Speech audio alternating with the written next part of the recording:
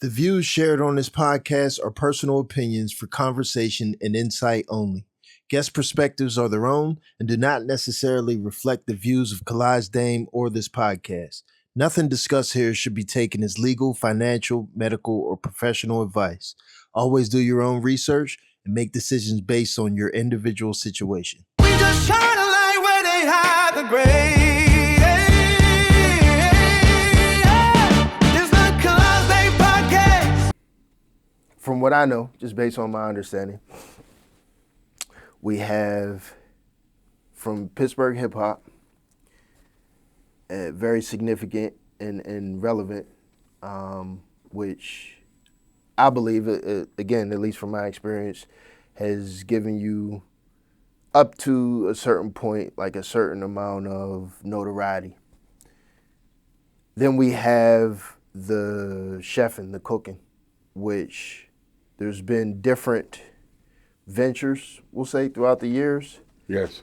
Which have brought us to this point of Goated Wings, where technically Goated Wings is like one brand, but just the seasonings and cooking in general, I say, which has taken your notoriety and just like skyrocketed you in general in terms of your business venture and, you know, popularity and everything else. So right now we just got this viral sensation, not even just Pittsburgh, but as far as from people in Pittsburgh, from our perspective, just viral everywhere of Goated Wings. Does that feel like it captures it? Yeah, pretty much. It's at the one video is at like 1.9 million, and we actually be getting orders from people out of other states. Like we ain't even in that state, so it definitely exploded, man. With the we had bought a new toy or whatever, and then it went crazy after that. Wow.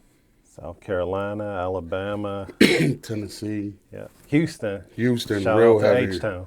Yeah. Wow. That's crazy. So we'll start at the intro.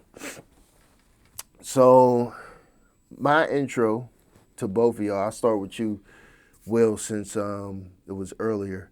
And this was 95, 96, I want to say. I don't remember what year that. Excuse me. It had to be 96, maybe 97. And from my understanding, you were cool with Darren. Yeah.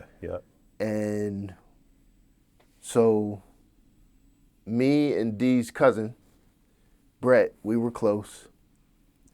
And I don't even know who brought D to church, but somehow he ended up coming to church, and then he brought you with him.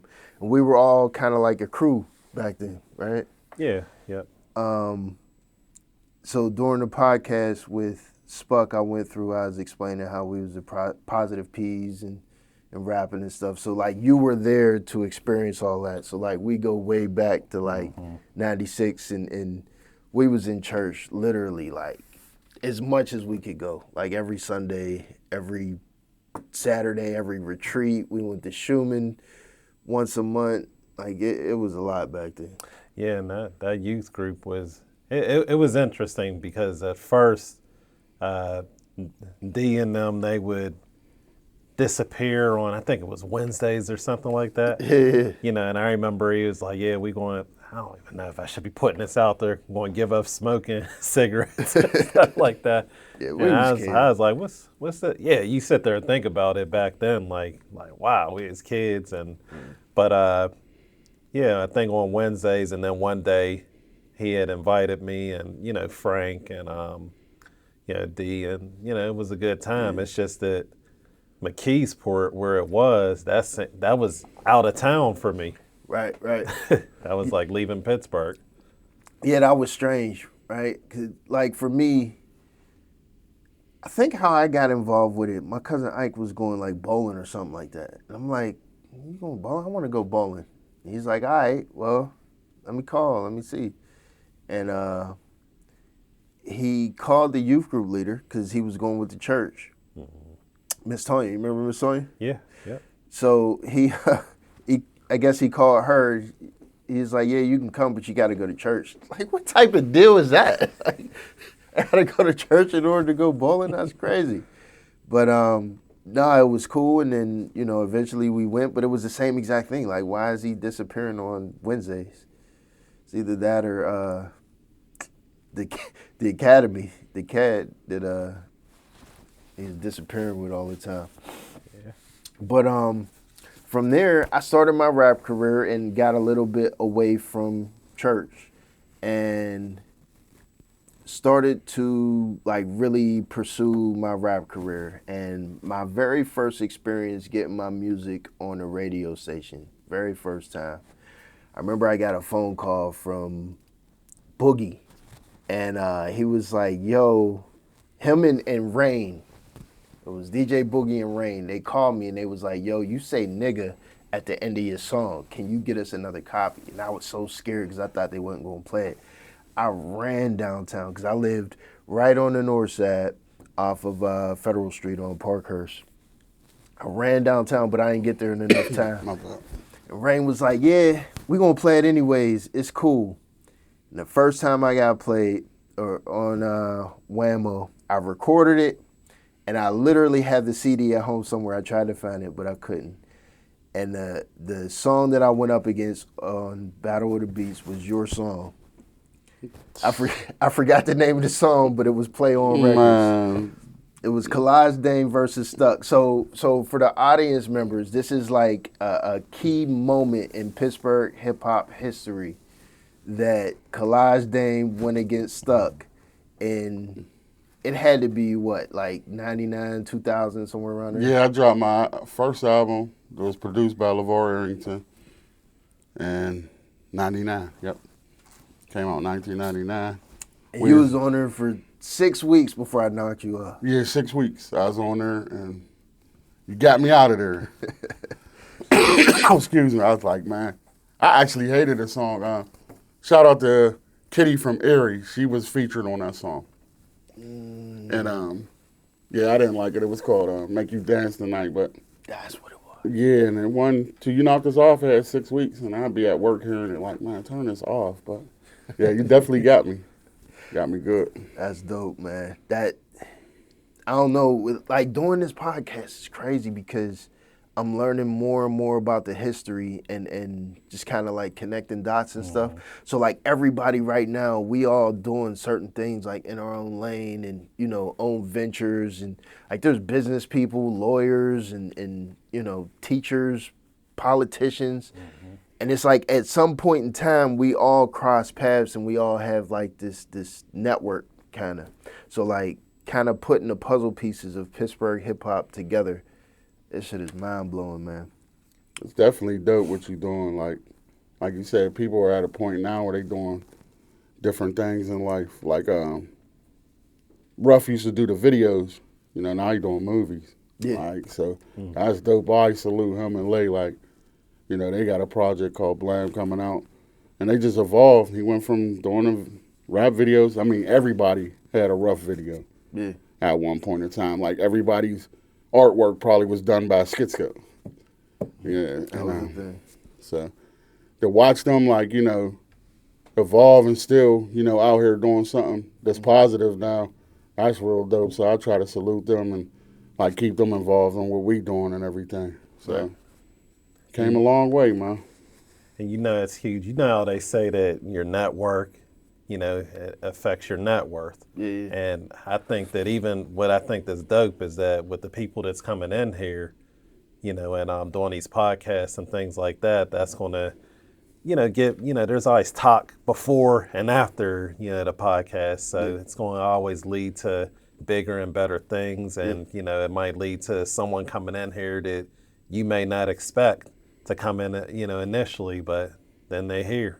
Yeah, that's definitely a thing. There's so there are people that I'm booking right now that I've never met before, like that I don't know. It's actually one of the difficulties of mine because I'm so used to knowing people.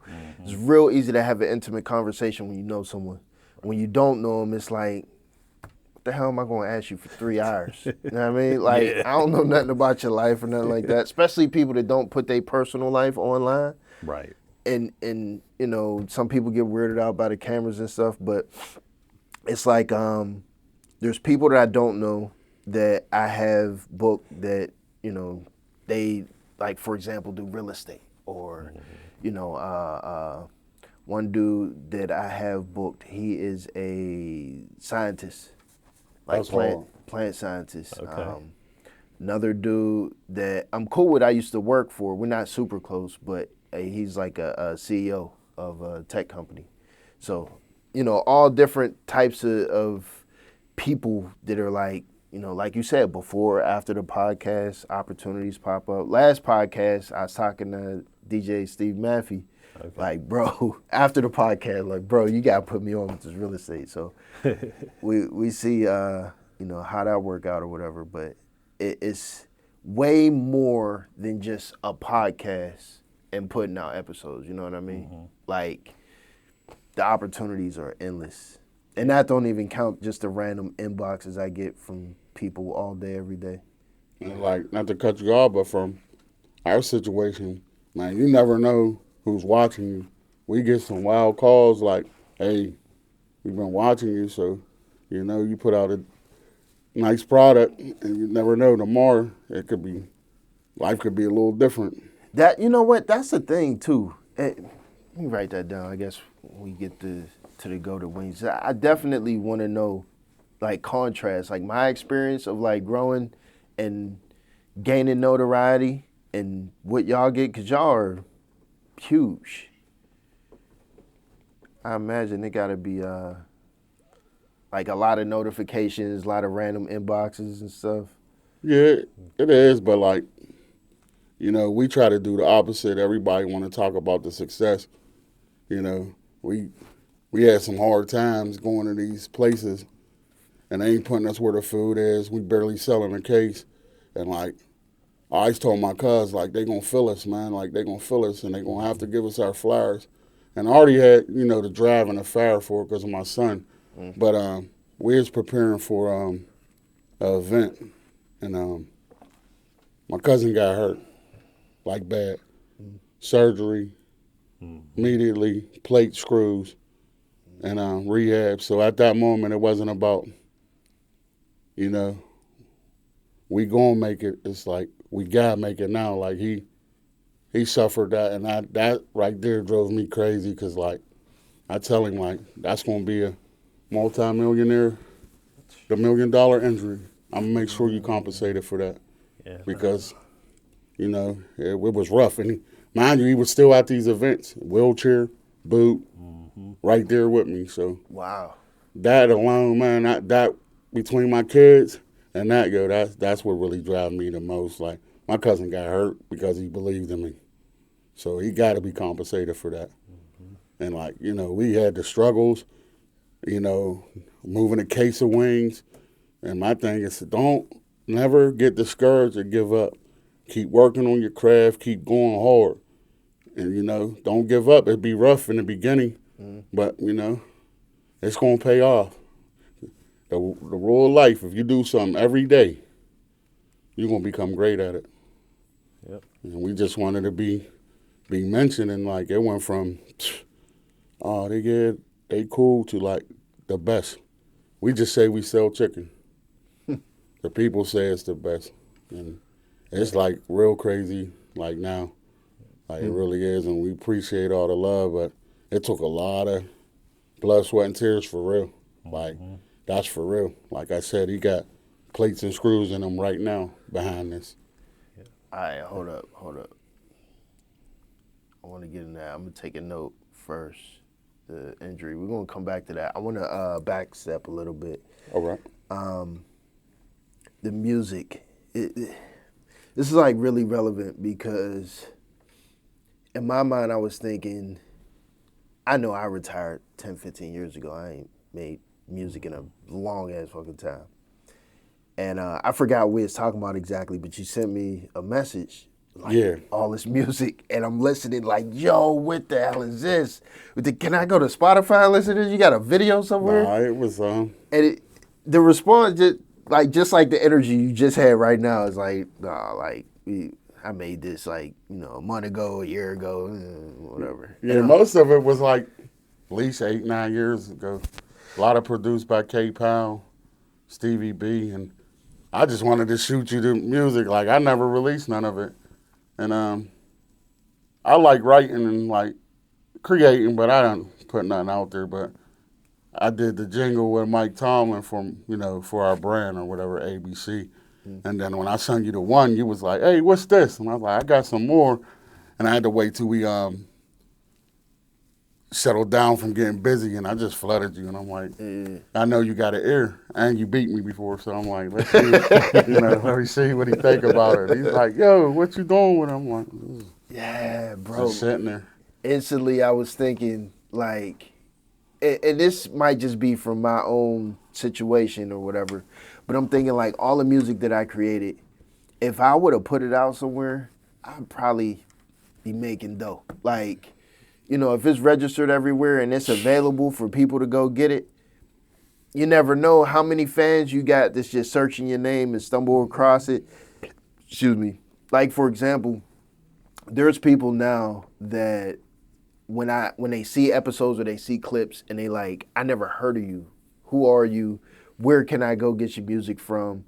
Like, who's going to vouch for you, so on and so forth. And there's nothing I can tell them but watch the podcast. Like, you're going to learn from me interviewing people as we talk about these stories, but I don't have music like that available online.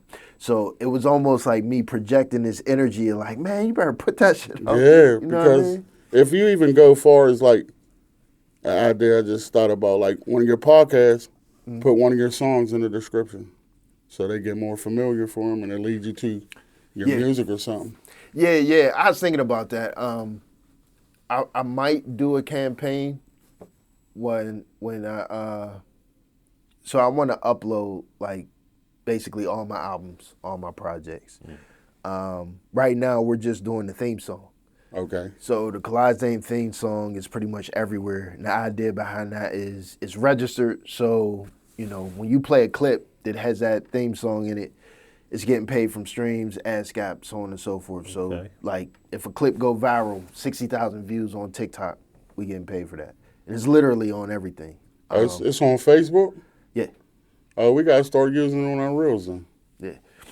So we do that, try to get you some momentum off that and hope it hit like a mil again. Like, that'd be dope. I appreciate that. Yeah. But that's the same thing I was thinking. Like, you make music, like, yo, put one of these songs, for your Go to Wings or the same type of joint. Like I said, I got the one we probably definitely used with Mike Tomlin, but he, fortunately he passed away before we really could record it, so I had to re-record it, and that's what I would use and the most, and then I might go in and do maybe a Go to Wing anthem. I don't know. It's like I just love music, and I know we need it. I know it would be dope, but I don't know. It's just a hobby now. I feel like My bad. Because you figure, like, I signed the LeVar Arrington Play on Records. If y'all don't know who that is, a football player, number 3 pick overall. Yeah. And I was in some trouble. And that's why I be stressing to the younger artists, like, man, you can't do both. You can't be in the streets and recording. You got to pick one. And I messed up a deal because I was on a run. I was down there, and, I blew a deal. Because, who wants to invest in somebody that's on Crime Stoppers on a run? How I'm going to be able to perform? who was the deal with? LeVar Arrington and Play on Records. Mark Craighead, LeVar Arrington. He was going to sign you?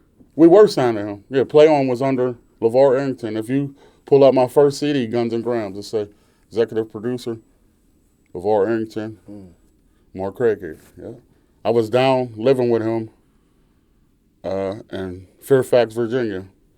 I did George Mason and all them little surrounding colleges, got a good response. But like I said, I was out here, man, and I just wasn't right at the time. So, Right. And once I really got to see, like, being around, like, famous people, I ain't care for that lifestyle. I want to still be able to go to Walmart, man. Like, I'm not. So that's why I wear this. Like, he be getting it. He's like, Oh, man. man, the chicken man, They scream out, I walk right past them. I've been called the mascot, the help, rat, and I'm cool with it. Don't bother me, so I laugh at y'all. So don't think it hurts my feeling. Cobra Commander. Cobra Commander. So That I'd is- rather be unseen and unheard and just, putting out a top tier product, and that smile and the dance and the stuff y'all do, like when y'all get it, man, that's better than the bread, man. For real, that's like, because at that moment, it's just they nod their head or they just smiling. You ain't thinking about nothing else in life you got going on. If you sick, you hurting, stressing, and like if you could provide that to somebody, a peace of mind, even though it's 3 seconds, man, that's a win, man. That's a win, bro. From a wing. From a win, cuz. Yeah, that is kind of dope, man. Okay, so music-wise, when would you say that your or was at the point where your like rap career, trying to be a professional rapper in the industry or whatever, was at the point where it was just pretty much done? Like, did you go back to it after that? No, I did Guns and Grounds. Then I recorded Plead the Fifth, and I had to go sit down. So that wasn't dropped because play on there. I was in that jam again, second time, still doing stupid stuff, and I couldn't be able to perform it. So what's the point of releasing it? So by the time I come home from doing the time I had, it was a little older and it was just sitting there, and then I just was like, nah, that ain't it. So I was like, I gotta find something else to do. And like I said, I seen like, bro, going out LA, being around Tank, Clips, like a lot of, people. And they ain't seem like naturally happy. You think, they got the bread and I just started peeping. I was like, this ain't for me. And once I did that, it was easier to walk away from because I was like, it's kind of some weird stuff to go on, and I'm cool off that. Bro, so I don't know if I seen like exactly what you seen, but I seen similar stuff where when I was in Atlanta, like the idea of like the team that I work with and for, we were damn near starving. Like there was days where I ain't had nothing to eat and I'm literally like searching the couch for change just to eat something. But we like out with jewelry on in the clubs and let's wait till so and so get here because he got the Benz, 600 and know what I mean, just the idea of you gotta look the part and all your money and resources is going into looking the part, which isn't necessarily wrong because the more you look the part, the more opportunities you get, at least in that environment. But it was weird to me that these people ain't happy. Like they arguing all the time and everything is about money and it's extremely uncomfortable. That's literally the main reason why I moved back to Pittsburgh from Atlanta. Me too. Because it's like they be miserable and all they could do really is buy something. And sometimes they can't even buy nothing. But like once I seen that, I'm like, dang, I thought this was the life. Like, I thought you'd be cool. Nah.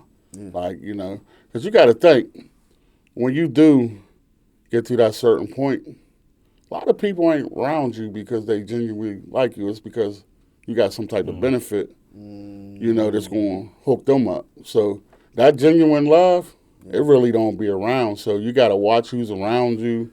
And like, I ain't that type of dude. Like, the people around me, I know I could trust them with everything.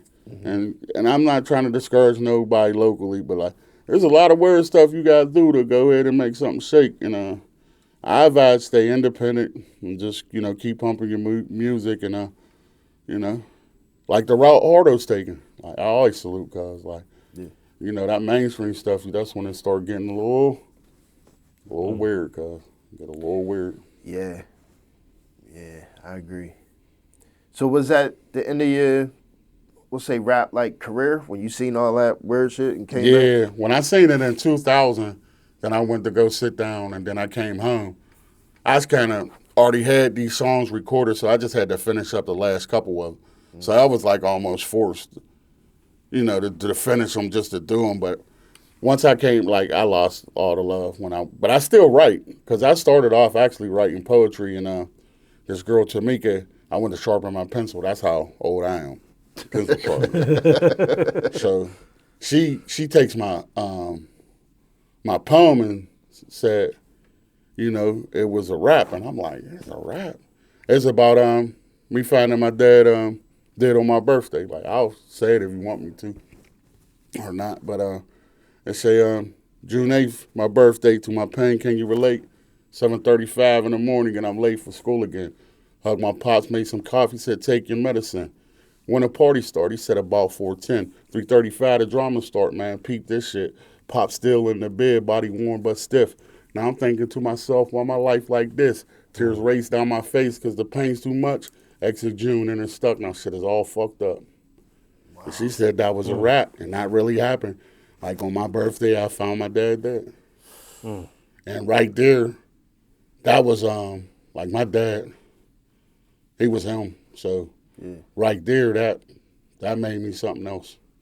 And then to follow that up, like 4 years later, to watch the second person that meant everything to me, my sister, Boo, died. That was Wow. That was wow. How old was you? I was a little boy, man. I was 16 when I lost my dad. I was 19 when I lost my sister. And it was I used to fight the security in Mercy because I wouldn't leave at visiting hours, to where they put my sister in a private room because I whooped the security like 3 times. And they just, when they brought her food, they brought me food and towels and stuff. And she passed away on December 13th. And that day she was like, why don't you go get some air? But before, she was like, where's June at? That's what my family called Junior. And she's trip if I wasn't in her. And that day, she was like, go get some air. I'm like, she never say that. So I went to the Commons where I'm from to go get a change of clothes. I'm walking through the park by the basketball court, and like something just hit me in my chest, and I knew like she died. I get to the crib, the phone's ringing through the door, and when I answered it, I said, she died, huh? They said, how'd you know? I said, I felt it. And such is life, and not like being that young, man, you know, that was life changing. Not making excuses, but that was tough, like, to bounce back from, because that saying, man, hurt people, that's absolutely true. Because, you know, I was hurt and I wanted to make everybody feel what I felt. And, you know, that wasn't right, man. But Right. So, like, I never front and be like, oh, he's been this man you see to this day.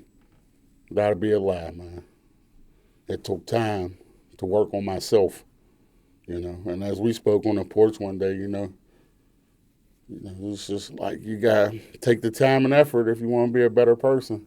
And like, you know, not to keep dragging on, but I always knew my hands was my gift, but I was using them in the wrong way. The minute I start using these in the right way, y'all blessed us. And that's facts. The minute I start using these in the right way. For decades, I used them in the wrong way. Everybody talk about, oh, them is problems. I got problems. Nah, that's just karma from some shit you did. Stand on it. Them ain't problems. That's some shit you did. Man. And man up. We gonna get into that too. I'm gonna write that down as long as I remember to check the page. Self-accountability. So while we was rapping and doing, you know, weird shit to get in trouble. Face Is reveal. he coming out? He coming Face out? reveal. He come out. All right, there it goes. Real quick. There he is. That's him. That's my cousin. That's all him.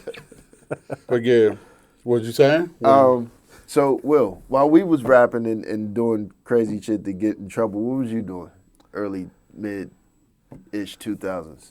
Hanging around the people that was doing that stuff and kind of being a follower, but it was at the same time like you know, the group of friends that I had, you know, you know, all of them, you know, so that's where Shaq B came from, that nickname. So I was always naturally just me. I'm laid back. I've always did well in school. Always what some people say, well versed or whatever. Kind of. I guess some people would say lame or whatever. Nah, you're just a good person. Yeah, You're just a good person, bro. Like I got the similar when I was younger, but it's just weird people. that's all it is, because like That don't know no better. he's one of the most genuine people I ever met in my life. Yeah. That's why he's the perfect business partner. That's why I go hard. It ain't even. That's for him. Yeah. Like he's a good dude. See this thing in life, everybody be like, I deserve peace. I came around 3 people in my life that deserve it. Dr. Chris White Taylor, my mother, him, and my sister that passed away. They actually deserve peace. Yeah. So I'm gonna make sure they get it. And then like I tell them, I'm okay with, putting my life on the line so y'all can keep it going. I'm okay with that because I was doing it for no reason now. Now I got a reason to do it. So it ain't no we gotta make it. No, we gonna make it. Right. Ain't no we got to. Like going back, he got hurt behind us for believing in me. So it's like, and we to the point where anybody we could help out and bring with us, and I always post this on social media. The pie is big enough for everyone to get a proper slice. Long as you're a stand-up person and you do good business.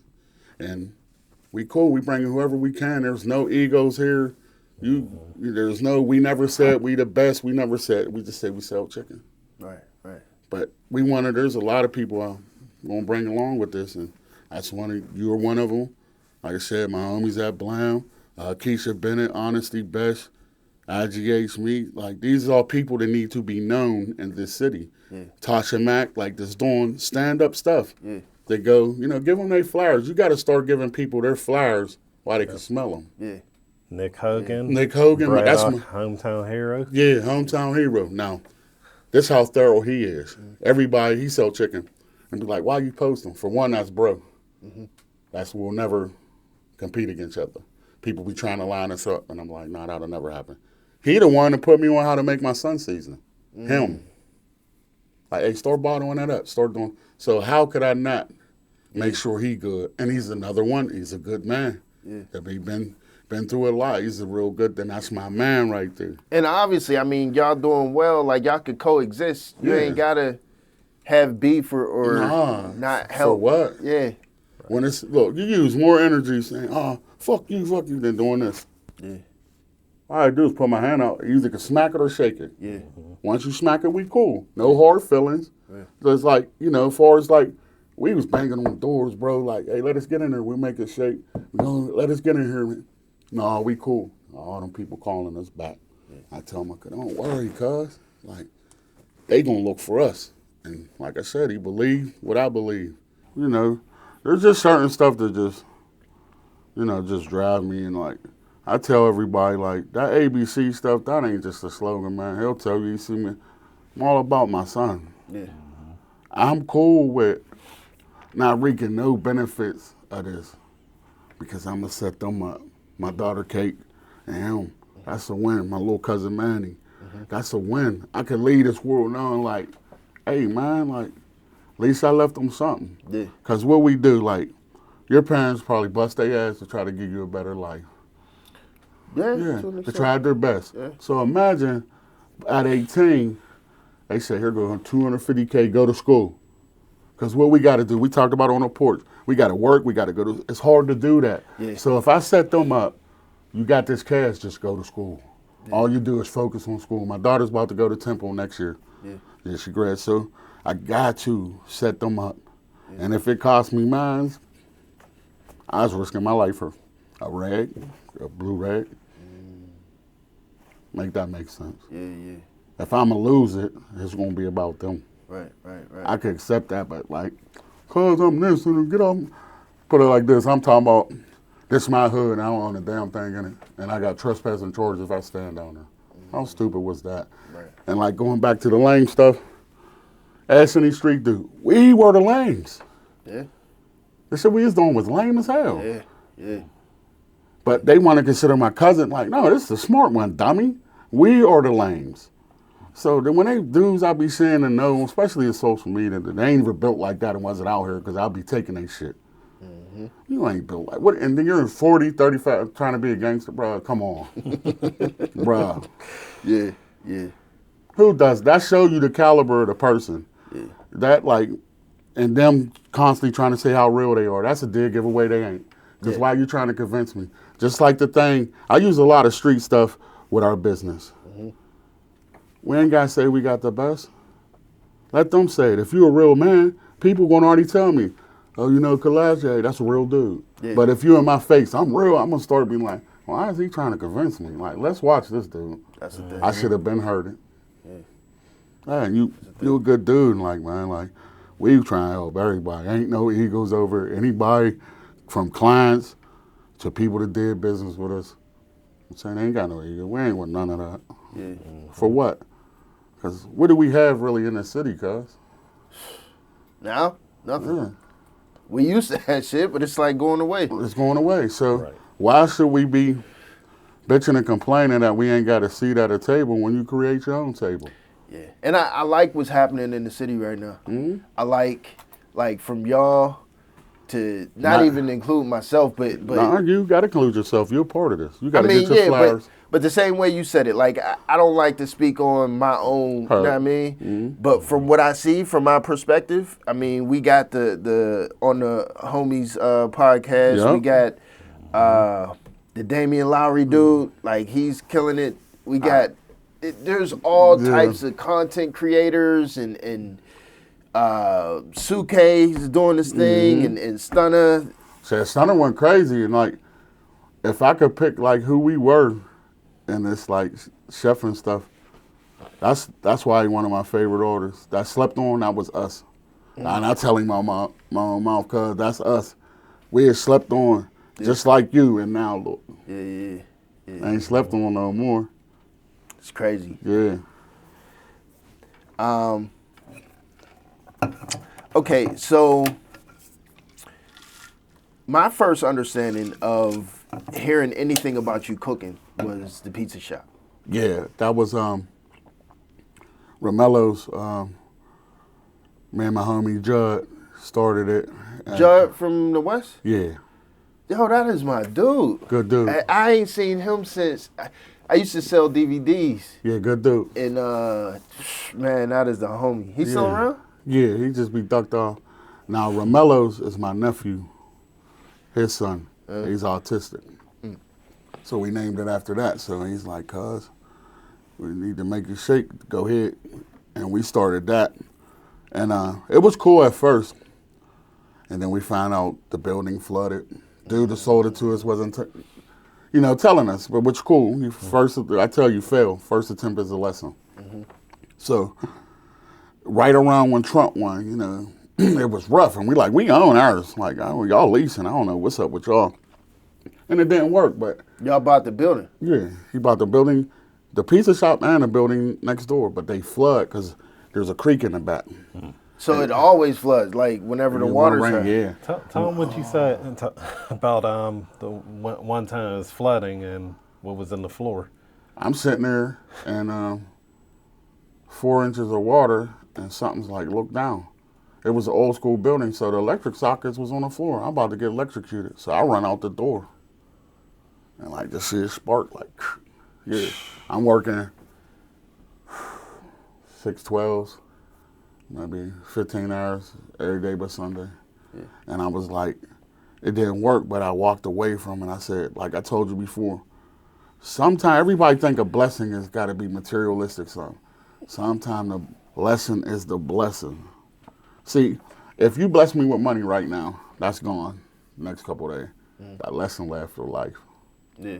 It never lose value. It increases because you're going to jot that down And I did. So this time, I'm doing it.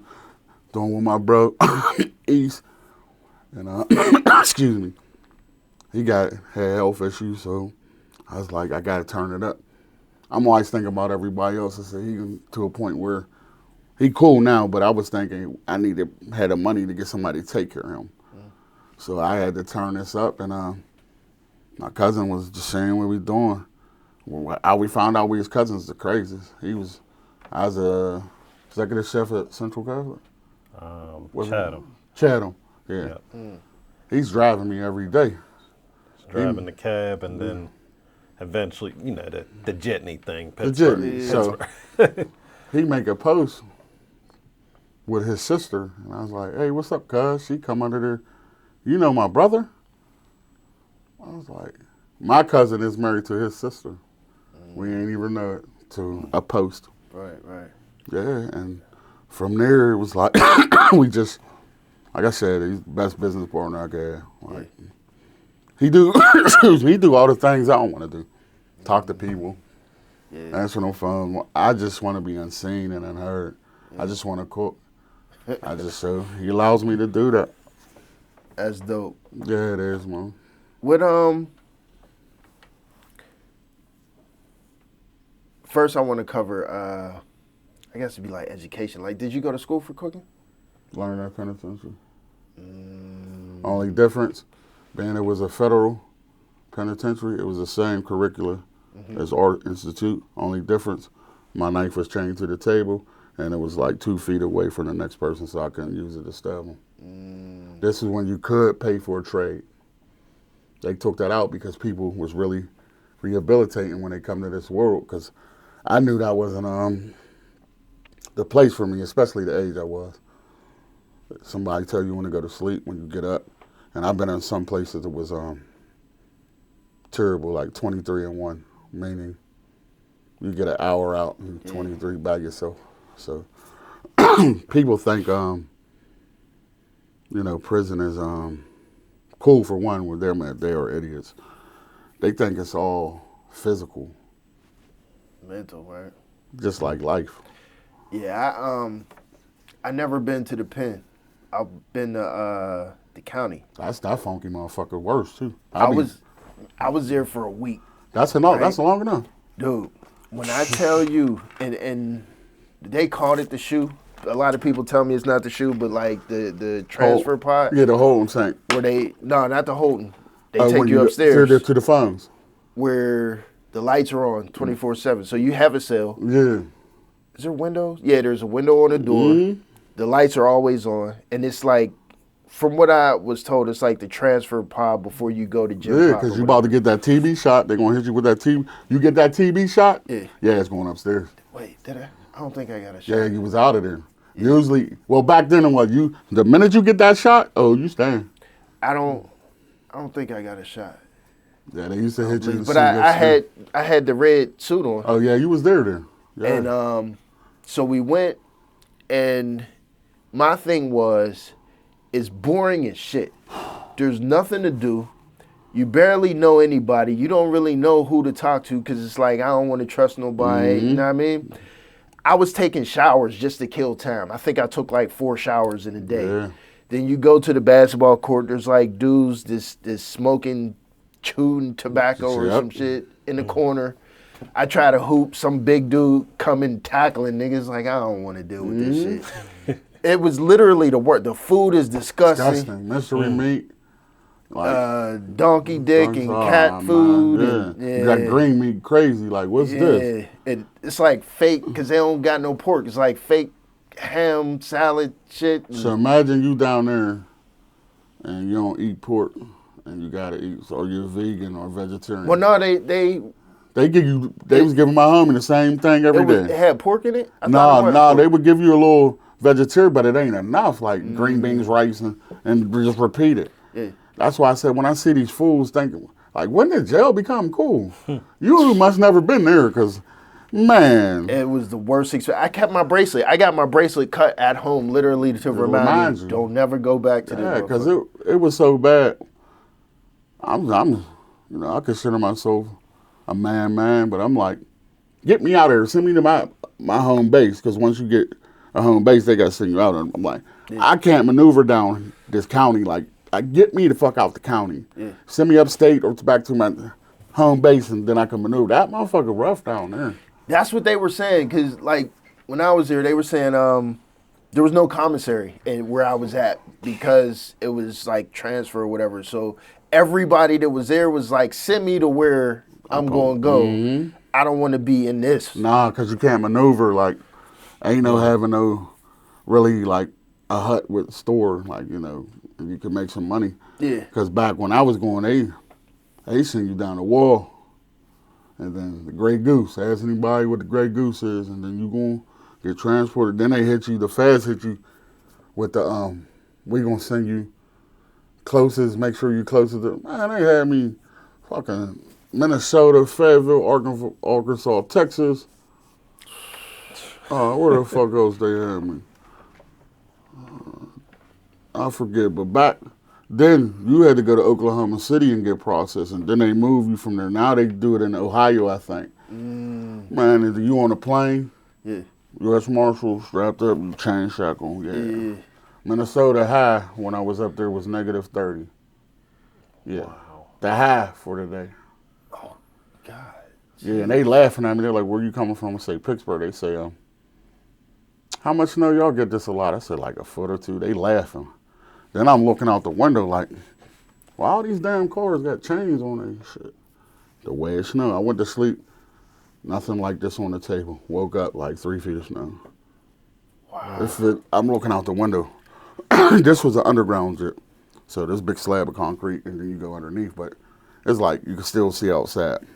It looked like somebody's on a roof just dumping snow. I'm like, yeah, get me out of here. So I was up there for a minute. Then they, one extremity to the other, sent me to Fayetteville, Arkansas. And they really had 10 boxes, like, you know, like on life. Now it's $1.10 down there. You got to worry about critters while you out. Yeah. Oh, man, like, that's why when I see people like glorified, I'm like, you're an idiot, cuz. Like, what makes that cool? Anything I said just now, what's cool about that? Nothing. What's tough about that? Nothing at all. Yeah, I'm like, so I tell my young cousins now, you're going to go to jail, you probably get shot, stabbed, or maybe death.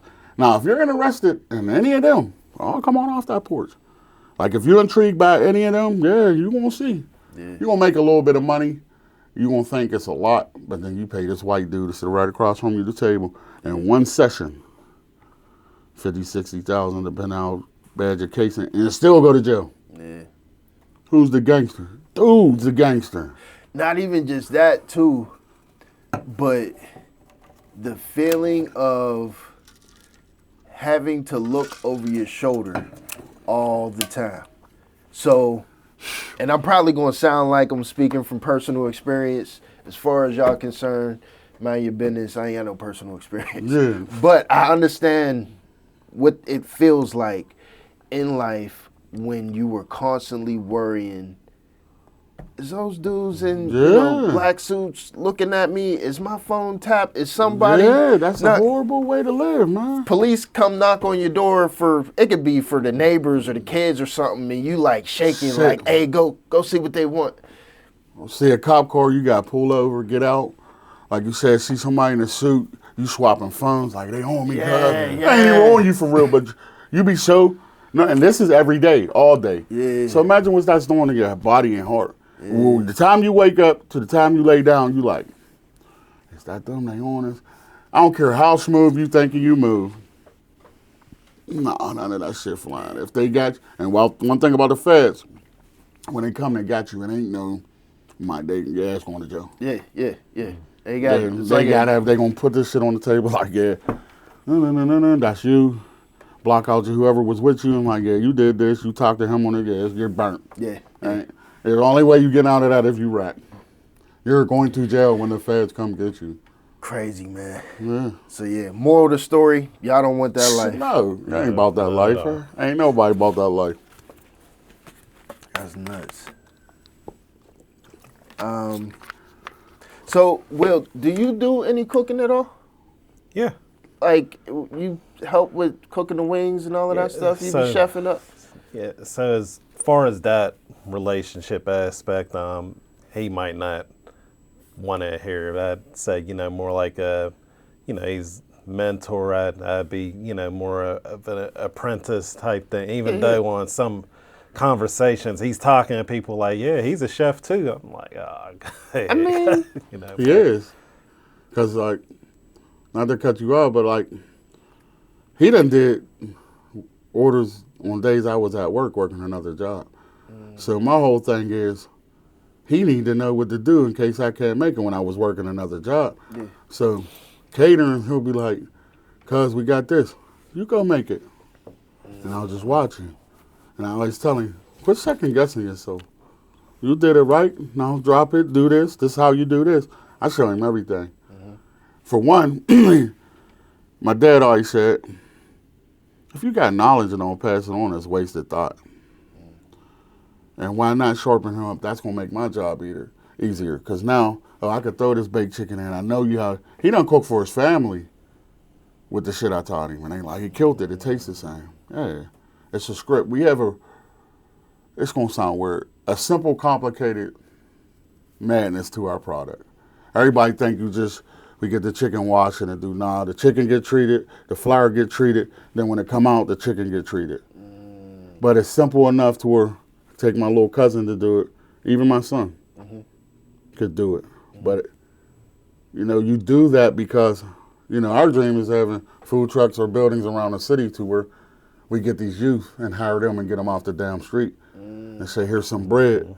Come get some, some money. You 14, 15, well, you could work at 16, right? 14 with 14, a permit. Yeah, At with a least it permit. used to be. So whatever your age is, we'll pay you hour. All you got to do is drop. Yeah. So it's real easy, and this keep us free because we do that, and people, they starting to find out. We do catering, too. We got Chef and Good Catering. But that's a totally different entity and product. But, of course, they order the wings there. But you go to towings.com, you see our whole layout. Like, we don't want soup competition, chili competition, mac and cheese competition. We just don't post them. Because why post that when people want chicken and wings? So Go to Wings is just a branded product of your business that has other products. Pretty much. Got it. Like the Chef and Good, it's like an umbrella under that. Right, and right. then we're going to expand that to where, say you want to link up. No, that's under there. Yeah. But you get your bread. Like, we just want, being that we got the buzz and the following, we trying to bring the attention to the people that deserve it. Yeah. And if we could do that, that'd be cool and just, come together. We always say we're going to form a Voltron in this city. Yeah. Like, form a Voltron. Like, one-stop shop. You get the food, you get the production, you get the marketing, you get the painters, you get the electric. Like, why can't we do that? Yeah. It's kind of like our own, like on some Tyler Perry type shit. Yeah. Where everything is just, Here. yeah. To where, I like was it. real, not to cut you off, impressed with the Black Wall Street back in the day, how they did that. We had our banks, doctors, our own shit. We need to redo that again Yeah. and let them try to bomb this one. Yeah, because this ain't the 60s and 70s no more. Yeah. Ain't no yes a boss type shit, at least not this way.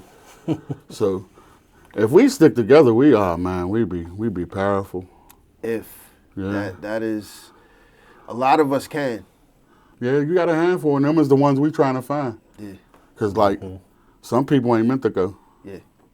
And you got to understand that because that's going to be a close homie, a relative on some bullshit. Like, our thing, first of all, if we going to be affiliated with you, you got to be a good father. You got to be a stand-up man. Yeah. You got to have some motion or trying to get some motion going on. Then we will link up with you. We turn down a lot of shit. Like, people like, dude, this Freaknik, my son's, Yeah.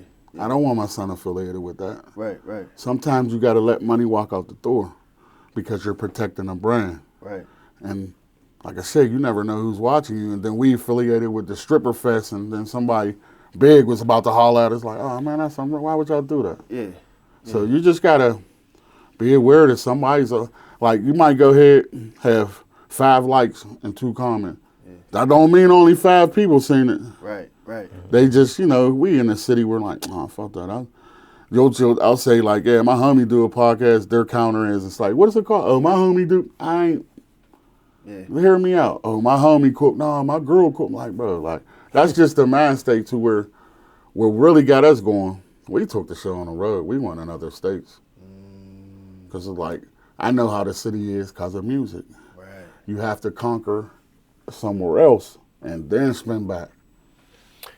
That's the thing, right? For Pittsburgh, where the way I explain it to people is it's like we have this complex where we need to feel inferior to something before we support it or praise it. Like it has to look like something that I can't accomplish on my own or something difficult to do in order for me to give it praise. Yeah. That's I'm going to give you a perfect example when you're done. And this just happened yesterday. good. All right, I got cousins, family members who's been, following us and never like nothing, never share other people's shit. Yeah. Ryan Davis stamper, always knew, cuss, get the fuck out of here with that shit. And he tell you, I don't give a damn who you are. You play us, you cut off. No. 10 messages, 10 shares from friends, family, and all these other people now, because Ryan Davis said it. Yeah. Motherfucker, I've been telling you this shit. And that's what you need. So that's why we did what he's like. If he said, they gonna believe him. But we say it all day. You could say it. You see the reviews on our page. Everybody say it. But now he said it. I told you, man, get the fuck out of here. You ain't support me one time. You sharing this other shit. And that's just from cuz. Yeah. Yeah. Yeah, I haven't had a Ryan Davis moment, not yet. But so you seen the post I did with Drama. Yeah. I thought it was my homie Drama. Then I'm like, oh shit. We was doing a drop off, or we had to do something. Let me think. Because you inboxed me first, and I was like, the homie need us. We was doing en route to do something. I think we had a weird Sunday, or weird day, because we don't work on Sunday. We had to drop off. And I was like, damn, I'm thinking it's my homie Drama FTR. Then I looked like, it's cuz, like. So I felt bad we couldn't, but yeah, we had something. Because, we be booked, like, right now. If we go to the phone, we be booked to like June, July. Yeah. So we'll have to go in there and be like, hey, we could do this date. And because, we got festivals coming up this 9 days. The Butler County Fair, that's 9 days. Westmoreland County Fair. Another one we can't mention right now because they ain't posted. Little Italy. And other ones where we tied up for them 9 days. So we try not to double book. Now, he will do it. He will, like, if we got the time, he'll squeeze a catering in and we just make it shake. He be hot. Yeah. He be hot about it, but, No, because I feel like, when it's a catering, we need all focus on that client. Yeah. But, because, not because we can't do it, but the manpower and equipment we got. Yeah. Like, you see where we at. Yeah. That I'm real limited with that. Yeah. So I'd be mad at that, not because he did it, but we always make it shake. And it spins into a couple of things. One, a lot of people may not know, and we're going to give him his flowers. This is a fine dining chef, who not only that, he's very good at what he does, like very, very good, and he's humbled himself to. Like something like, chefs are and stuff like that. Chicken wings, yeah, he made me embrace it. I hated it. I'm like, I got this whole clip I could bust down on. Yeah. And then I thought about it. I said, forget what the fuck you want to do. Yeah. Supply by demand. So he made me love it too. Where now it's cool. I'm cool with it.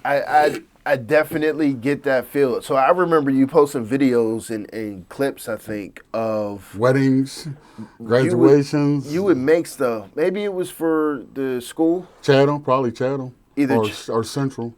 Either Chatham or Central. But you had it was like one-off type deals where it was like, oh, this is crusted salmon with That's this my special cheese sauce. And I'm looking like this is like gourmet type meals. That's my lane for real. Yeah, so to hear you talk about wings, like I completely understand. So I was pissed, Yeah. but I'm like, man, bro, that's like, cause this is what they want.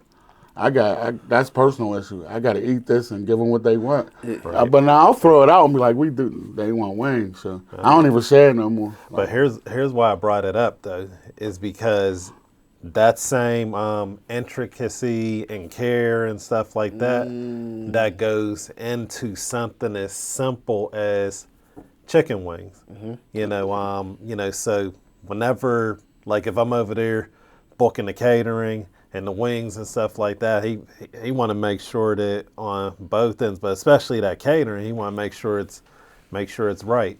And it goes into this overall big picture philosophy of how everything goes, like what you had said with drama, and he thought it was the other drama. I had ran into the other drama, and I don't know who all these people are. Like I just treat everybody the same. I treat everybody with the utmost respect. Treat them like they're friend or family and stuff like that, and try to make people be able to feel good in the process. So we bring all of that on the service end, on the food end, and what we do. And there's going to be hiccups along the way, mistakes and stuff like that. Apologize to some people who had to wait at times, but y'all came back and got taken care of, somewhere along the way. So we know that as long as we be able to treat people with that,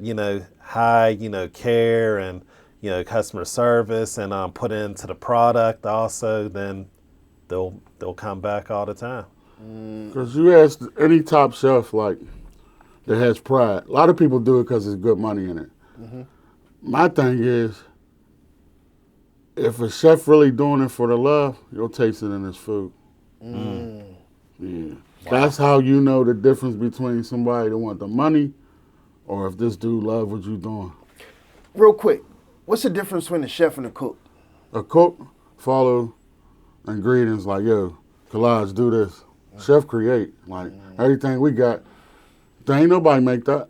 We did. We created. That's the difference. That's why when people say a cook, I'll get them. Nah, I'm a chef. Like, all our sauces, all our dry rubs, the way we treat our bird, everything is created. I ain't going to the store buying this and just saying this is it. So, no, that's the difference. Chef creates, cooks follow. Okay. So let's see what you think of this. So cooking is like a hobby of mine. It's like something that I just like to do, right? Yeah.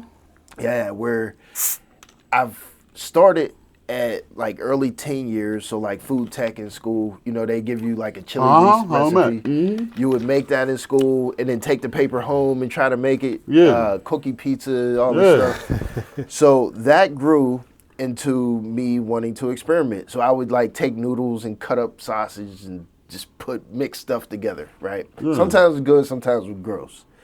Now I've been doing it for so long that it's almost like I understand flavors better, where like if you're making something, let's just say you're making, I don't know, I like Asian food a lot. Okay. So, I already know the flavor profiles of, you might put some soy, sesame oil, tamarind, stuff like that. Not so much that. I'm trying to think of the weird ones that most people don't cook with. So like fennel seeds. Fennel seed. They use a lot of spices. Cardamom. Yeah, cardamom, 5-star Chinese. Yeah. So now cooking on that because they're very potent. Yeah. So you only a little bit. Fish sauce. Fish sauce, I hate it. Sugar. Yeah, the littles. Yeah. Because other cuisines like that is Indian food. Exactly. So you have to be careful with the amount you use because they all use the most potent spices in the game. Exactly. So my question for you, do you think, in your opinion, cooking is like, I guess you get better like the more hours you put in? Yeah. Like you understand it better? And because like I know some people that say they cook, where, any black family on Thanksgiving, so-and-so got the macaroni and cheese, where they just season just because season in black. Like, throw some seasoning in there. But they don't really, like, understand the flavor profile and why they're using what seasoning and the amount of that seasoning. You know what I mean? That goes back to what we were just talking about, chefs and cooks. A chef's going to know, like, say when I'm doing fine dining, and I'm doing a wedding, and I have a tasting. I know this sauce goes with a red wine. I know this one goes with a white. So at this tasting, I'm going to recommend, hey, if you're going to go with this dish, get a red. For the audience, what does that mean exactly when you say this dish goes with this wine? You want to like robust red wines. So, excuse me, if you're pairing that with something savory, it's going to be a little too much. So you will want to go with a white, which is a fruitier. Does it help the food taste better? Or? Yeah, because once you get that palate and you take a bite of food and you hit that wine and now they switching around or they smell it, yeah. It's going to elevate your product up. And that's my whole thing. So I wouldn't recommend no beer or nothing unless it's some type of beer type of food. So it worked kind of like if you eating a peanut butter and jelly sandwich, you want some milk. I get it. Or for me, like with my pizza, I like to drink Pepsi. See, that's just that taste. So you got it. Yeah. Because you're pairing, you know what to pair with it. Right, so you got it. Yeah. That's what it's about. It's like being a chemist. Exactly. Okay. And I love chemistry. Right. So that's how them rubs and stuff now. We succeeded on like 5, 4. We got to shout your new one out. Yeah. But I done failed on like 20. He'll tell you I'll be up to 4 o'clock in the morning and mixing. Yeah. After we done working. Bringing random bags over. Man, I was hoping y'all was gonna bring that. So I seen the video with Mysterious, and he was talking about the peach. Peach heat. We got peach heat. He sampled yours. I didn't want to let the cat out the bag. Yeah. And he sampled banging lemon pepper. What most people in the city's doing, not knocking them, they're just going to GFS or whatever and just shaking a white lemon pepper, which that's powdered sugar and lemon pepper. Yeah. Nah, we even create our own lemon pepper. I know. And a lot of people don't know. I have a dehydrator at my crib, so. I was going to ask you that. Do you actually take like the herbs and stuff, dry it out, grind do it it? by hand. In my grandma's little mesh bowl. That is. Do you grow the herbs or you? Nah, that's what we're going to get to next. But where I live, there's a greenhouse right behind me.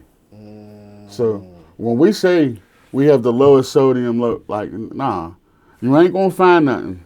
So the scientists that I'm interviewing, I don't know if I told you that I used to work for a automated farm. So we had, it was Robotny, but 5th season. So we sold like the microgreen packets. Yeah, I know the microgreen. Yeah, that's for decoration. So it was the one in Braddock that went out of business in 2022. Heard, I know what you're talking about. The PhD scientist was literally in charge of like the grow recipes for all the herbs and plants. So I'm gonna bring him on, but when I definitely gotta walk, cause that's my type of lane, cause he's creating like.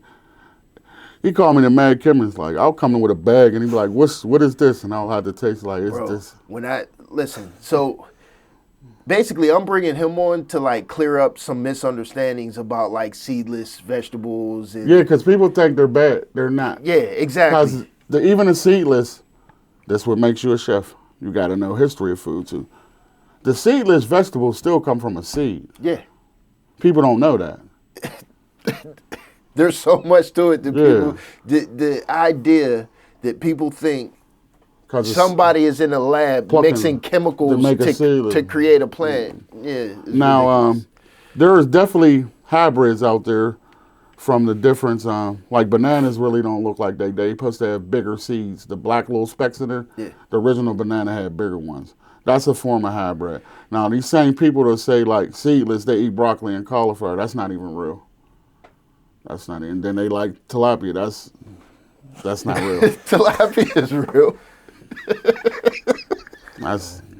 They're real fish. Man, I done squoze tilapia out in a restaurant and it come back to form. Yeah, that ain't. So. Like you ain't supposed to eat catfish. Them is bottom feeders. Yeah. But we tear catfish up.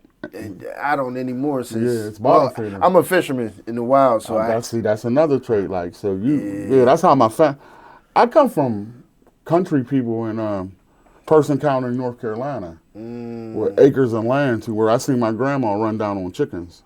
Yeah, at 78. That's dope. So I know, like, I was the one in the kitchen my cousins used to tease till I started whooping them. Like, hey, you're going to be sissy. You always will. But I'm like, nah, I peep what she's doing. And I like, this interests me. So from my grandma to my favorite aunt, Elsie, who was the canon in our family, and my dad and my sister, them was the people I was always cooking. Like I said, always just been in me. I just was intrigued about it. Yeah. And like you said, it's that the right combination. And then when you get to the plating, I'll be showing him, like, you got to remember this plate. Say this is a plate. You know how to dress. I peep you. You always do it with a plate. You're just dressing a plate. Yeah. Put a nice outfit on it. That's all you're doing. Yeah. So I'll sit back and I'll lay it out. And I already see it, like, this is going to go here, this is going to go here. You're just dressing a plate. Yeah. And most people that got style, believe it or not, could dress a plate. You know how to put an outfit together. Right, you know that I'm overdoing the blue, I'm overdoing plates the same way. But you're just starting with a white canvas. So is it literally like the colors? Yeah. You always, because you got to remember, you eat with your ass first. Okay. If I bring you something out that looks disgusting, it registers your brain, this is going to be some bullshit. Right. This is how fine dining get over with you. Mind you, I've been in there. We make it look pretty, but it's not seasoned. Salt and pepper. But you look at it like, oh, this look fair. You already convinced yourself it's fair before you even ate it because of the way it looks. Why is it not seasoned? They can't help it. If you know what I mean. They think salt and pepper. It's seasoned. Yeah. Okay, I think I understand what you said. You ever go to a spot, they hype up, and then you be like, you get it, and you be like, and then you go back, and it's fair. There's one of us in there that said, nah, man, we got a whole rack of seasoning, and y'all motherfuckers just using salt and pepper?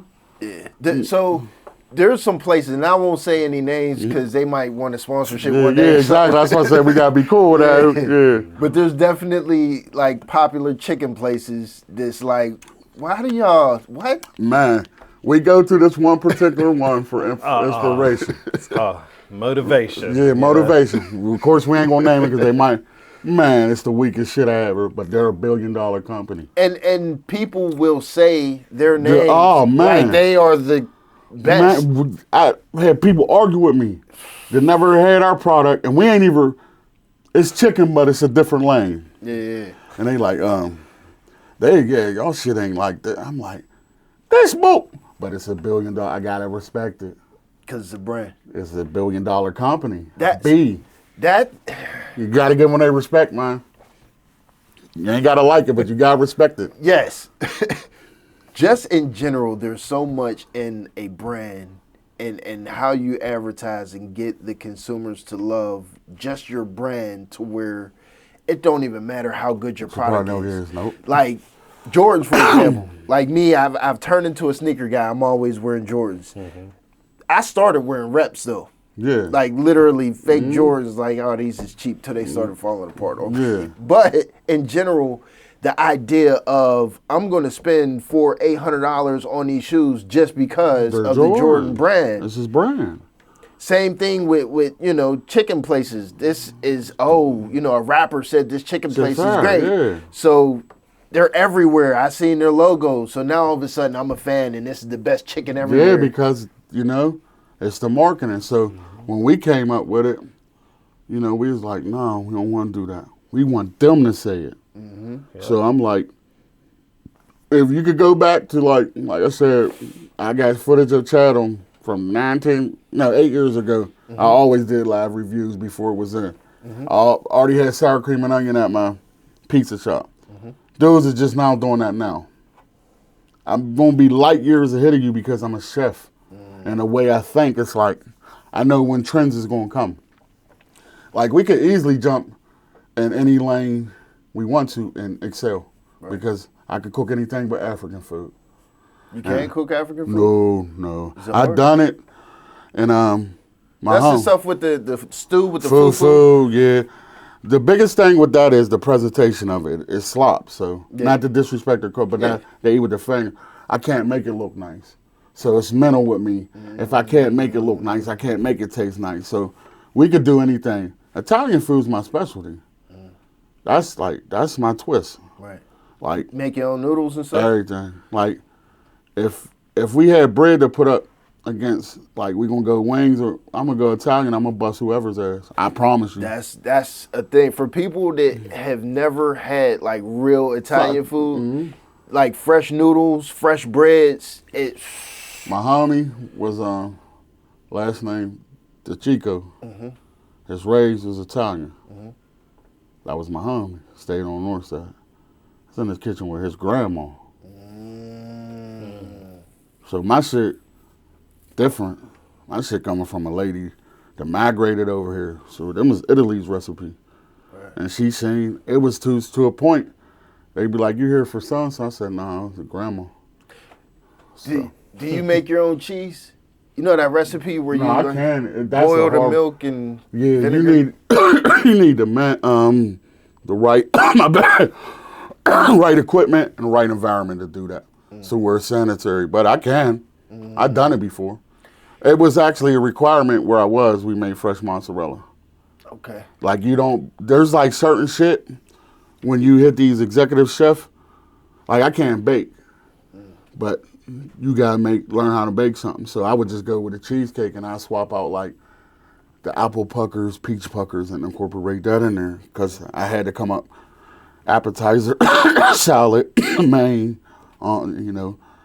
That's just what it is. Yeah, there's certain shit that come with this chef stuff. Like you got soups, like. So, is it a thing that just because you're a chef, like that doesn't mean you can cook everything? Like, because when I think of a chef, I'm thinking, oh, like I want cherry pie, bake me a cake, make me some soup. Nah, that's why they got pastry chef. There's different. I suck at pastries. What is it? What is it that makes it so? Hard? Yeah. Oh, see, with the food and creating your own like rubs and stuff, you got margin of error. I could be off like a cup. That pastry shit, yeah. Nah, you off a milliliter or something. That product is messed up. So what I do is, that's where I get my people that I mess with eat. You ask for pastries for a catering, I call up a person I know. Not because we friends, because you got a top tier service and product. Here, you want smoked meats.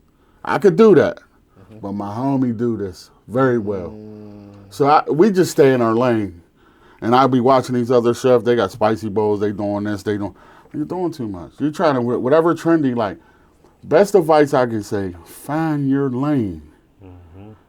And especially if you're a chef, and focus on that and deliver that the best you can. Right. Like, it's so simple, but like he said earlier, it's like, I take the same fine dining mind state and put it in the chicken and fries and fish. Even our fish, they say it's fair. Because even though it's chicken and fish and fries, to me, I'm going to make it fine dining one. There's some shit you see in a 5-star. There's just, we plate ours in a brown bag. Right. But I'll take a plate and I'll plate our food. And you'll see the difference. Like when I did the fish sandwich, everybody went crazy. Just a little drizzle. Okay. Now that turned that from cooking just a regular fish sandwich, now it's gourmet. The way I played it, Y'all got it. So I'm not a fan of whiting. I'm waiting to see if y'all ever get like caught. Yeah. We took a poll, and it was 60-40 whiting cod. So now you're like the 10th person.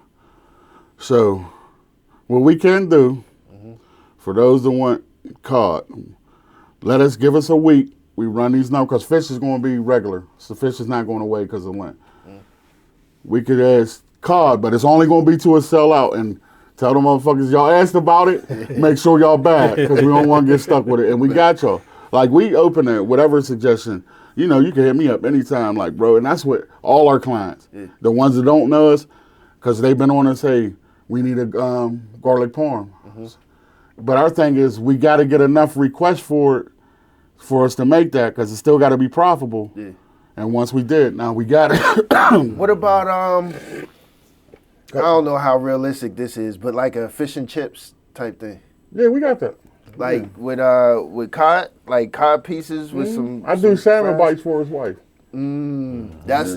I feel like me personally, I will drive from my side over here to. If I had my choice of what fish we frying, it'd be flounder or orange roughy. Yeah, But it's expensive. and that's literally why I thought cod, because I'm thinking like grouper. Yeah, that's nice. That would be crazy. I've done it in a restaurant. Yeah. Yeah, but grouper, you got to pay $50 for a fish sandwich. So Exactly. one thing about us, we don't want to overcharge our clients. We want to, if you see our price went up, it's because the wings went up. Because we don't got to tax you to make no money. Because like I always tell my cuz, like, for most successful people, greed is the which get them. Yeah. So our words is we'll never get greedy. That's enough. That's enough. That's dope. Yeah, because once you start getting greedy, is when trouble became like, oh, we made a meal, let's try. Now you're gonna cut out something and that's what most of these spots do. Because you figure we older.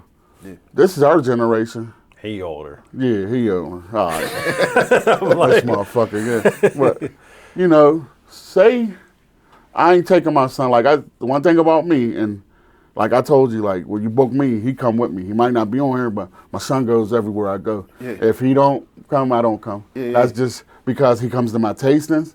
He was 6 years old in the improv yesterday. They had no problem with my son walking in there. So I take him to tastings, any events he could come to. But say he grow up and hate it. He ain't gonna love it like us. Say, man, he don't. So it's gonna fall off. You see a lot of places that's doing this because the next generation spoiled. They already got the bread. Yeah. So the love, what separate us from, I say 90% of these people that's doing it, from bars and everything. For one, ain't nobody in the city, your favorite bar, your favorite restaurant, your favorite wing spot, put up 1,100 wings in 3 hours for one. Nobody. Yeah. For two, we love what we doing. Yeah. So, you know what? And I wanted to speak to this too because you just said favorite bar. So a lot of people, this has been a normal thing for me since I was a kid because my dad has, for most of my life, lived in New Kensington. You about to go ahead? Hold on. No, go ahead. He gonna say it. She'll bust my ass if you name this person. I'll tell you that easy. Hold on. So most of my life, it has always been a thing for me and people that I grew up with that the best chicken in the southwestern PA area was in New Kensington. Yeah. And a lot of other people didn't know that. They're like, no, Senior Frogs, no, Salvatore's. I'm like, no, you need to go to New Kensington. In New Kensington, we had, so when I was younger, we had the Crowbar. That was absolute favorite. We had, I want to say, Perry's, Gunny's, McKenzie's. You ain't say it yet. Wait till you're done. I'm going to wait. What else? I know I'm forgetting something. Want me to tell you? Now there's Augie's. What? Funsies. That was Ain't another nobody one. fuck with, that's my homegirl. Ain't nobody in Pennsylvania messing with that lady. So. Man. Funsies, all the places that I named, they have something in common that, to me, I always thought there's like some chicken overlord in New Kensington sharing recipes. Like, how do McKenzie's and Gunny's and Crowbar, to me, Crowbar is like, goes down in history as number one. But how, over Funsies? Yeah. You tripping, yo. That lady's a can. You know why? And this is what I learned. And I've been to Gunny's. I've been to Crowbar. I've been to all them. I used to be out in New Kensington heavy. But so you agree that in terms of chicken, like pound for pound, like spot for spot? Yeah. So the thing that I found about Crowbar, they use, maybe they didn't, don't take this as fact, but the taste profile, the flavor profile to me is similar. I feel like they use accent. MSG. That's what they got. I don't know if it's the same for like Funsies or Gunnies or anything like that. But what I was going to say, whatever they're doing with their chicken, I haven't tasted anything remotely close to the chicken that I've tasted in New Kent until I tasted your wings with the ABC season. You're the 20th person that said that. We used to, I'm telling you how I found out about Funzy. You won't crack up. I'm out there. I'm pumping, hustling out there. There's money out there, you know, New Kent. Yeah. Cops jump on me. I see this spot called Funzy's. I dip when the cops running there, just like, oh, what they sell? Wings, let me get 24. Sit down, cops not looking for me no more. And I bit that motherfucking wing, bro. He'll tell you, I got the lady's number in my phone. When I changed my phone, we've been friends for 22 years. Did she tell you what her recipe was? I tried to bat off her. So now she stopped because she was like, the grandkids or whatever. Ain't nobody fucking with that lady right there. When they say who, that our name, her, Nick Glasses, and us. The ones that... Crowbar and Gunny and them, though, they right there. Yeah, Crowbar, man, cause they would give you this box. Yep. I think it was a white box. White paper box. Yeah, Yep. Man, them was the fire. Like if you ain't go to Gunny's, you want the Crowbar. If you ain't go to Crowbar, you want the Funzies. If you ain't go to Funzies, you'll set over Perry's. Yeah. So, like New Kent is big for people that don't know, and for them to have like 5 of the top 10 wing spots, like if you know, you know, you can sit there and say this spot. They ain't fucking with them out there. Like, so now is Augie's. Augie's got a real good one. Yeah, fuck with Augie's. I want to say Perry's, maybe it was. Yeah, Perry's still solid. They take the wings, gigantic wings. Yeah, they got too. the jumbos though. That's why My I ain't. homie used to call them dinosaur wings. Yeah, I don't like them. Yeah, I don't like the the jumbo. big Nah, them jumbos. We got stuck with some jumbos one time. Man. Yeah, they got out on us. Yeah, them fucking jumbos, man. But that's the thing. Like if you want the jumbos and you want some great wings, you go to New Kent. But I couldn't wait to have this conversation with you because most people in the city have no idea. They don't know, and they think we just talking shit. I'm telling y'all, if y'all had them, when the era we had them, I stand on, and we sell wings. Yeah. I stand on business with Funzy. Yeah. Now, the other ones, I think I'll get out on them. Yeah. Cause Funzies, we got to rumble. I would say Gunnies, they went down. Yeah, they fell off. Yeah. McKenzie's, I don't even know if they still exist. They closed. Because I had them lined up, like, because we've been looking for the lady, and I'm like, oh, where's Gunnies? I'm like, damn, they already was closing. Like, damn, because we used to come from the north side and go out there twice a week to where she knows us by name. Like, when my brother died, she cried. We was regulars. Yeah, so I said, you remember Mike? I said, she sat there, hugged me, and cried. Like, she know us. Right. And then, I'm talking about, cuz we is gatekeeping, we ain't gonna lie. My clique would go and just take your money, and then we come back, we hustlers, $2 a wing if you want them. We go order 100 and then get 100 to go. Yeah. And hit the hood like it was work, $2 a wing. And we sold out every time. Now, a couple of times they left the bag in my hand and that thing was short. But she's amazing. With the they had the brown paper bags too, right? Not Funzy sauce, that orange shit. Yeah. That's like the lady in High Rollers with the crab legs. Oh, ain't nobody fucking with her. I haven't had those. Matter of fact, I don't think I've ever been to High Rollers. Ain't nobody fucking with that lady. Like, that ain't even close. Y'all can talk all that shit about it. And that's what people gotta realize, man. Y'all be judging shit off because y'all cool, y'all like the. Let's be real. Bro, so I'm not a fan.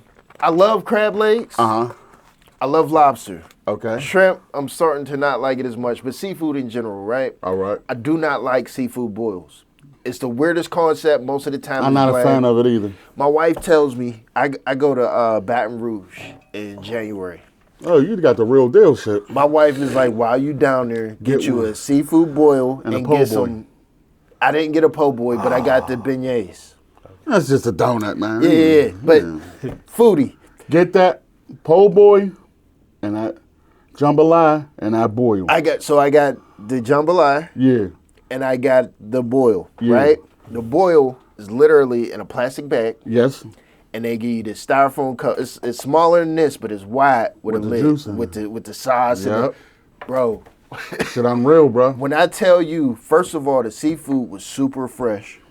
It wasn't like overcooked. It was cooked to perfection down there. They know what they doing down there. The sauce and the flavor that I never knew They've existed. never tasted like what Yeah. is. First time I had it, and I'm a chef. My fat ass is sipping it out the cup like a drink.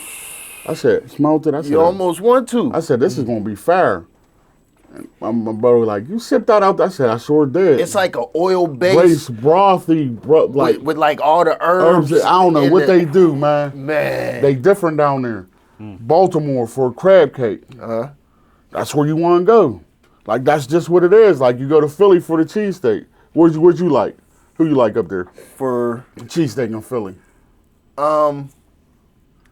I don't know that. I don't think I ever got a cheesesteak from Philly. Angelo's and it's your Baba I think I heard of Angelo's before. killer. But yeah, I don't It think. ain't the ones they say. The two Pats. That shit trash. I don't. Yeah, it's your Baba's or Angelo. Angelo's first, and it's like Don't No. forget Delisandro. You know oh what it was? Delisandro's. Yeah, Delisandro's too. What it was, I was supposed to get one, and somebody told me that they had ketchup, or it was something weird. No, like- that's what they do. They up there, they go, you got to know how to order or they're going to be mad at you. With or without onions. Whiz or Cooper Short ketchup. That's how they do salt, pepper, ketchup with theirs. Yeah. I get mayo on mine. So I didn't know that you could get it like however. Yeah. And the way people was describing to me, like, oh, it's just ketchup. It ain't no lettuce, tomato, or none Nah, of that. you- And I was like, I don't want They ain't playing lettuce, tomato shit up there. it. Yeah. It's That's just what meat, it is. They cheese. say it's not a Philly. It's if not you a put- Philly because it's a hoagie then. Yeah. Once you have the lettuce. Like certain stuff though, you know, like it just worked well for them. Like there, but like I said, Maine for lobster, Yeah. they pulling that shit right out of there. Yeah. It's gonna taste way different. Like I'm still a fan of Long John me Silver's. too. I keep on my business. It's me. It depends on which one you go to, Exactly. because sometimes like they don't be cooking Oh it man, properly. yeah. Long John's fire, bro. Yeah. Tarentum be right. You ever- Tarentum? The Long the John? Long Johns, yeah. I know this one out here. They gave me some deep fried frozen chicken before. They had to, because Wow. you know you bite into it and it's still pink in the middle. Oh, man. Yeah, that'll mess up everything. But yeah, I definitely keep them in business. Would have kept Arthur Treacher's in business. They'd have That kept was in. fire. I wonder why they let that go like that, bro. Yeah. Like I'm mad George Akins is gone. Man, George Akins was the spot. Yeah. Roy Rogers. Yeah, we had that. I'm like, man, we had some classic joints here. I heard they still got Roy Rogers, like in Central Uh-huh. PA. Yep. Yeah. They got them. And then this how, remember Churches used to be here. Churches Chicken. I don't remember churches being. Yeah, them biscuits. Like, they here? yeah, they'll be like, dudes, wow. Like, once we get right, I'm copping a church and put the Church's Chicken up here, man. Am I tripping and thinking we had an international house of pancakes that was not IHOP, And North Hills by Olive Garden. and now we got IHOP? Is it the same thing? No, that one was different. That was just called International House of The Pancakes. What does IHOP stand for though? That, but they're IHOP. They can't use that because that company. So it's a trademark. completely different company. Uh-huh. We just want to use that name, but in a different way. in a different way. I thought they was the same thing or something, like rebranded for a while. Well, y'all talking about original Pancake House, right? Or, Yeah, yeah. That's, Maybe. Was that the? North Hills by the Olive Garden. they got another one was the in one Carnegie, too, I think. There was one in Homewood when I was on Frankstown, like when I was little. Really? I used to risk my life for Hoagie Castle. Risk life. Right where is it? Kazuki's? Kazuki's. Right where that is, That was there? I don't remember that. across from KFC. Yeah, I ain't played the East Side till I got older. Because I'm from the Commons. We had everything Yeah. on the street. We had the deli. I miss that deli. You know about that deli because you said you live on Parkhurst. Which one? North Shore Deli. Mr. Joe out front on their little grill with hot sausages and hot dogs, and every sandwich was named Down on after East a Ohio? street. Yeah. Yeah. They had the pork house. I mean, the Cedar Ave. You get the 2 AGH special. Yeah. I just took my wife down to Lillian's. We got some Lillian's chicken. Yeah. They changed their recipe. They Did they wings is flavored now. Like before, they didn't have as much seasoning on it, but they fired now. They all right. Lillian's been there forever. Yeah. Yep. We grew up on Lillian's. Lillian's. Somebody on the post said Lillian's is better than us. I said, yeah. I'm just cool because I like, look, you know, at one time, I'm a fan, yeah. I grew up on Lillian, so I ain't gonna never diss Lillian. But I'm like, come on, bro. Yeah, no. That was a North Sider. Like, some shit North Siders just stand on, like. But our biggest debate was JR's or Tula's. I don't think I've had wings. No, the hot dog spots on Fed. Oh, it was JR's or Tula's, but New people York? people to go to Tula's, stand on Tula's. People to go to JR. I get the chili from JR's. Wait, which one was New York's? JR's. Okay. Yeah. So they was the one they had the chili that was kind of like oily a little bit, and you could get the styrofoam cup with the chicken and rice soup in it and stuff. That's the one Gus and Yaya own. Yeah. Right. I think they might have. And then we had the iconic pasta too with the steak collars on with the mayonnaise sauce. Yeah. Ew. So when I moved there, I want to say this was '94. So this is when Quicket was on Federal. On the corner behind the bulletproof glass with the spin and win again. Yep. It was like a bodega corner store before the police station got put in. Yeah, it was, right on the corner. Yeah. And they spin your order in a greasy bag with the wedges. Yeah. Quicket was fire, yo. Fire. Spin it behind that bulletproof glass and your bag come around there. Yeah. You in that thing like this going up the street. Like, well, watch though, I'm on Fed. Yeah, That we used Fed to was different. get them steak hoagies. Yeah. Quicket was fire, man. That was the thing. Yeah, you figure he made his way all the way into PNC Pork at one time. Yeah, he was in PNC Pork selling Quicket. I don't know why they changed their recipes up and stuff. So he sold it to them Arabic dude, I think. That makes Or sense. let them run it, because they probably gave him a plug on a gas. So, you know what? That leads me to another question. So, business-wise, right? So, you handling, like, a lot of the business stuff, or y'all just, like, split everything? How's this work? It's like we're both involved as far as knowledge-wise. I guess a lot of people would probably interact with me more. I'll run the numbers and things like that. But, a lot of... Just kind of we're doing stuff to where there should technically be about 10 to 15 people doing this, and it's We got 4. Yeah. We just hired 2 people that I used to work with in these fine dining spots. But this should be at least 8 to 10 people. We should just have a person answering the phone. We should have somebody running to get the inventory. He does all that. Right. So that limits his time. Now, mind you, he's doing that, helping cooking, packing, then delivering. Right. And we just got Cammy and DK, a week ago? A week ago, yeah. And there's been days we did 1,100, and it's just me and him. 1,100 wings? Yeah, we're at, on a daily basis now, in 3 hours, 1,100 wings. Wow. Yeah. That's... Like last Monday, on a Monday, we did 1,100. Now Wednesday, that's Wing Wednesday. That could go up to anywhere from 13, 14. We never cracked 15 yet, did we? Not yet. Yeah, well, that's what we're shooting for, 1,500 in 4 hours. But we got something coming on the way. Y'all see it, hopefully be here tomorrow, where everybody could get your slot now. He could go heavy. We'll be all right. But, we, and this is turning down, 40, 50 orders? Yeah. That didn't get through because we was booked. So if we really got a spot on that truck, we probably see 5K at the bottom, man, on a daily basis. Wow. That's on low balling. Yeah. Because what's going on is that you figure we've been doing this for about 3 years. He's been, chefing it up for, 20 plus years. Wait, Golden Wings? Like, y'all been selling the wings in the bag for 3 years? Mm-hmm. I started out my house. That's crazy to think. Yeah. that now, 2026, we'll say into 2025, is really when, like, publicly, everyone is starting to see the flood of it. Yeah, because I was, he wasn't born yet, and I was selling out my house. But Tina, his mother, was coming on her break helping me pack up food. And he wasn't even born yet. He'll be 7. So the wing thing, that's what I be telling people when I see, like, oh, new flavor. Like, I was on that 10 years ago.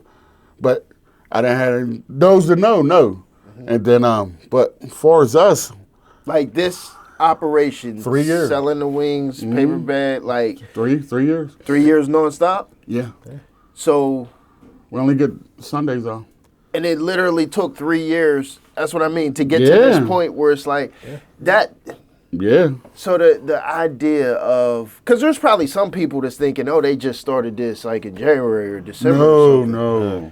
We did a lot of, like I said, the failure part. We did that. We mastered that. Well, we learned from it though. This is word of mouth at work, where, because y'all don't do like paid advertisements or nothing like that. No. Right? We don't do that. We don't do walk-ups. This is people calling. And that's why I said, you got to put some respect on it. And this is pre-orders. Yeah.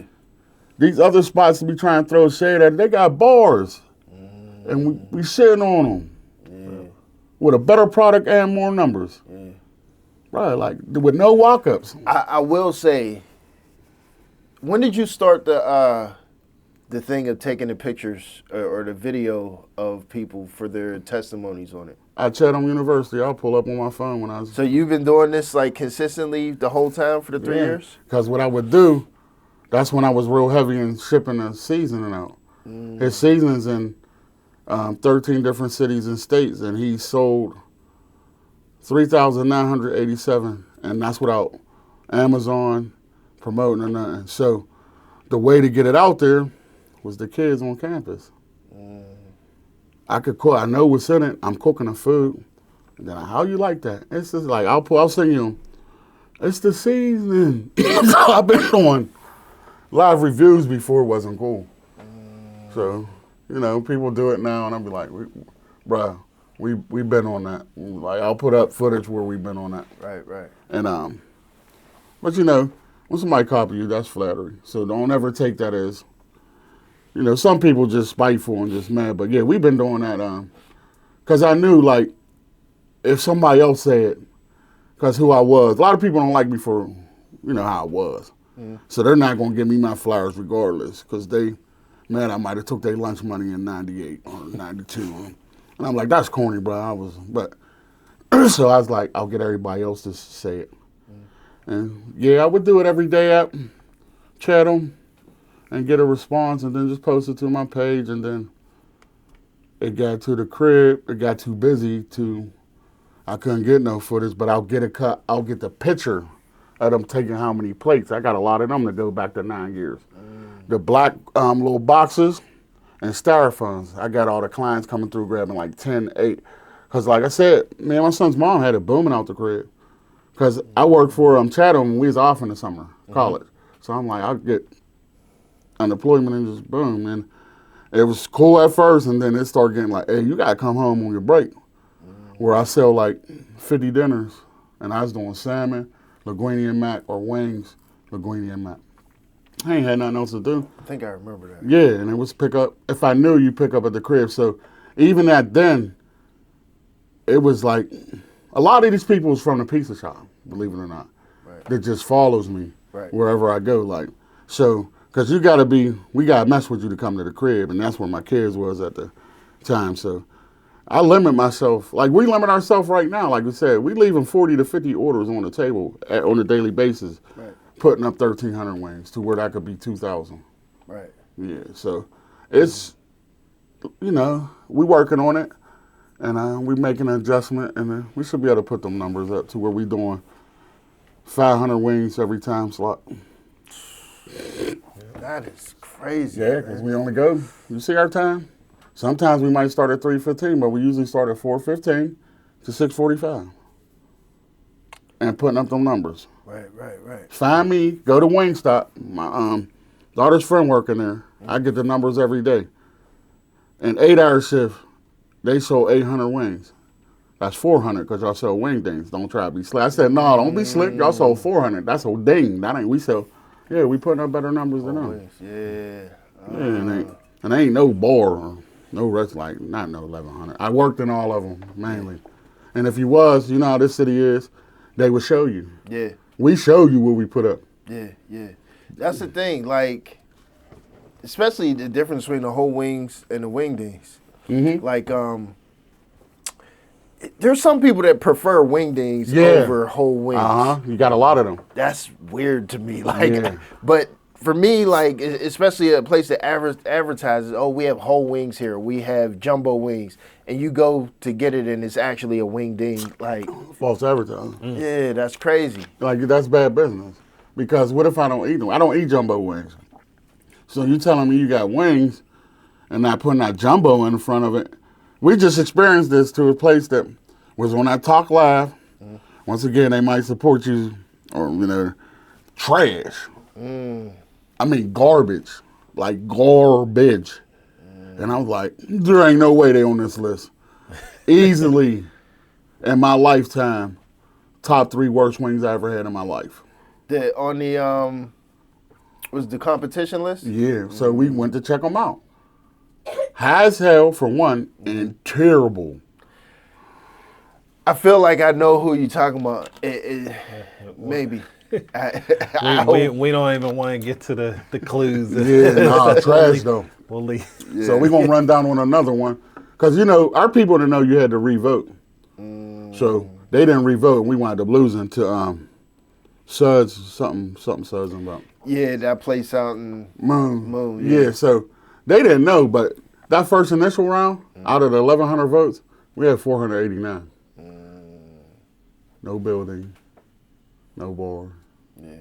Going up against the big dogs. Yeah. Our people just didn't vote. Not making excuses. They said, I thought I was supposed to vote one time. But once we found out it wasn't no competition, I was like, who cares? It's popularity. I was like, you're the coolest kid. I'm going to vote for you. Like, that's corny. That's why I tell anybody, you feel different. Bring your product. We lay some bread down. Pick a charity. We pick one. And come loose. Right. Oh, he's arrogant. Nah, you got to take my arrogance, taking his arrogance confident. Yeah. We got the hardware to prove what we do. Right. We ain't lost yet. And Ryan Davis said it's going to be hard pressed to find another wing better than this. And this man went everywhere. Yeah. So, anybody that's watching, you feel it, I be seeing the shade throw. Like I tell y'all, hush up and bet something. Until then, don't rock. Bet something.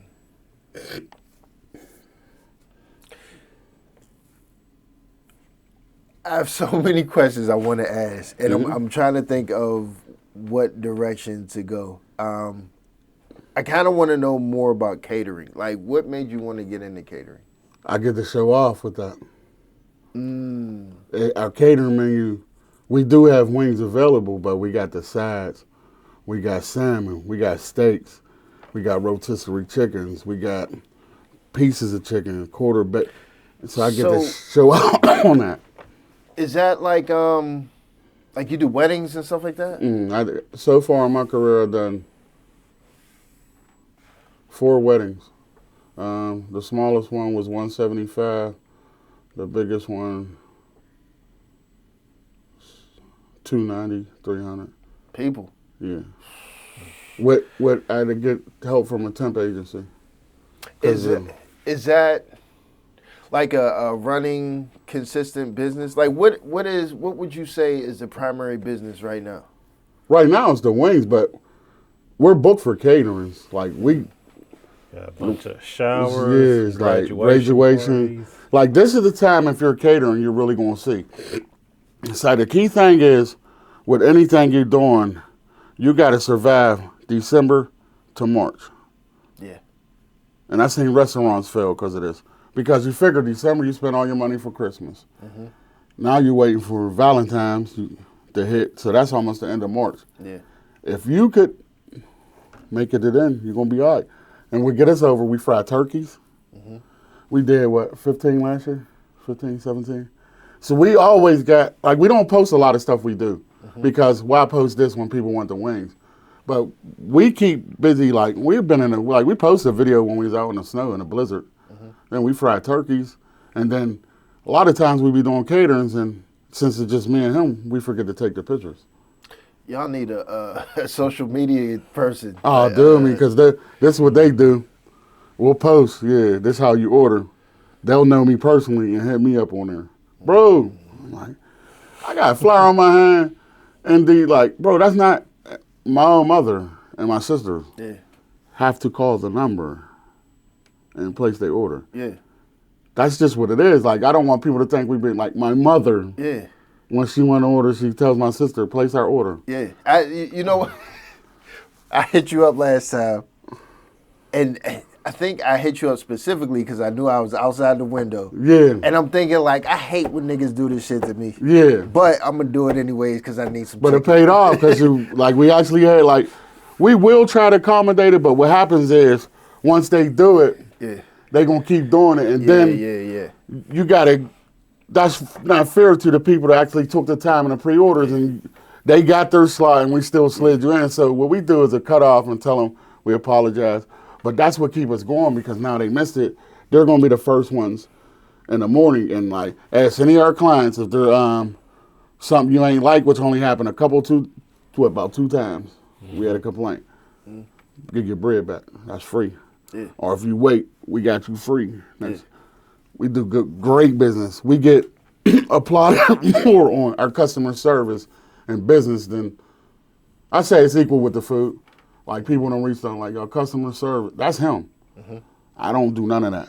And I ain't gonna take credit. That's him stopping, getting on the phone, replying back, like when we leave here, we ain't even post yet because we're gonna be tied up. As soon as he posts, that phone be, oh man. When I 92 crack house, I just be looking like, I'm gonna wake up, he'll hit me up. You up? I said, what's the damage? Oh, 750 right now. 750 mean 1,000. And this is at 9, 10 o'clock in the morning. Yeah, that's ridiculous, bro. Yeah. Some days I be mad at y'all. Wow. Come on, man. We done got hit up 2 in the morning. I had a dream about y'all chicken. I'm gonna get my order. And I'm a fat dude, so I'm like, I'll laugh like, that's a fat shit. Man. That's hard. But I be like, yo, I be wanting to wake up one day them easy days. Nah, this has just been a regular. This is just. How do you deal with so it's not like your phone and your Facebook notifications and all that that's going crazy. It's all his. It's a separate phone. Yeah. And a lot of time, so we do the orders by text. So there will be a lot of texts at whatever 11 to 6 a.m. and people like get about hey, that sleep. I know it's kind of late. I don't mean to do this. I kind of feel bad, but. Get my order in. Yeah. They don't hit you with time up. Basically, they like. For what, the next day? Yeah. Try to catch us because we selling out. So they be nice and polite, but they definitely get aggressive when, hey, get my shit in there. Yeah. I don't care. It's like, sorry for the 6 a.m. shit, but hey, you got me down? So if for everyone that gets their order in within that window, are those guaranteed sales? Absolutely. Fulfilled? So if 1,500 or 2,000 orders come in within that window, you'll fill all of them? No, we have a shut-off point. So even within that window, once you hit your max, that's just what it is. That's when he reached back out to him. Sorry, our slots filled, make a post. Then he start reaching back out to him. If we didn't get you today, we'll make sure you put you first tomorrow. Hey, look, audience, I need y'all to know this. Everybody max them out.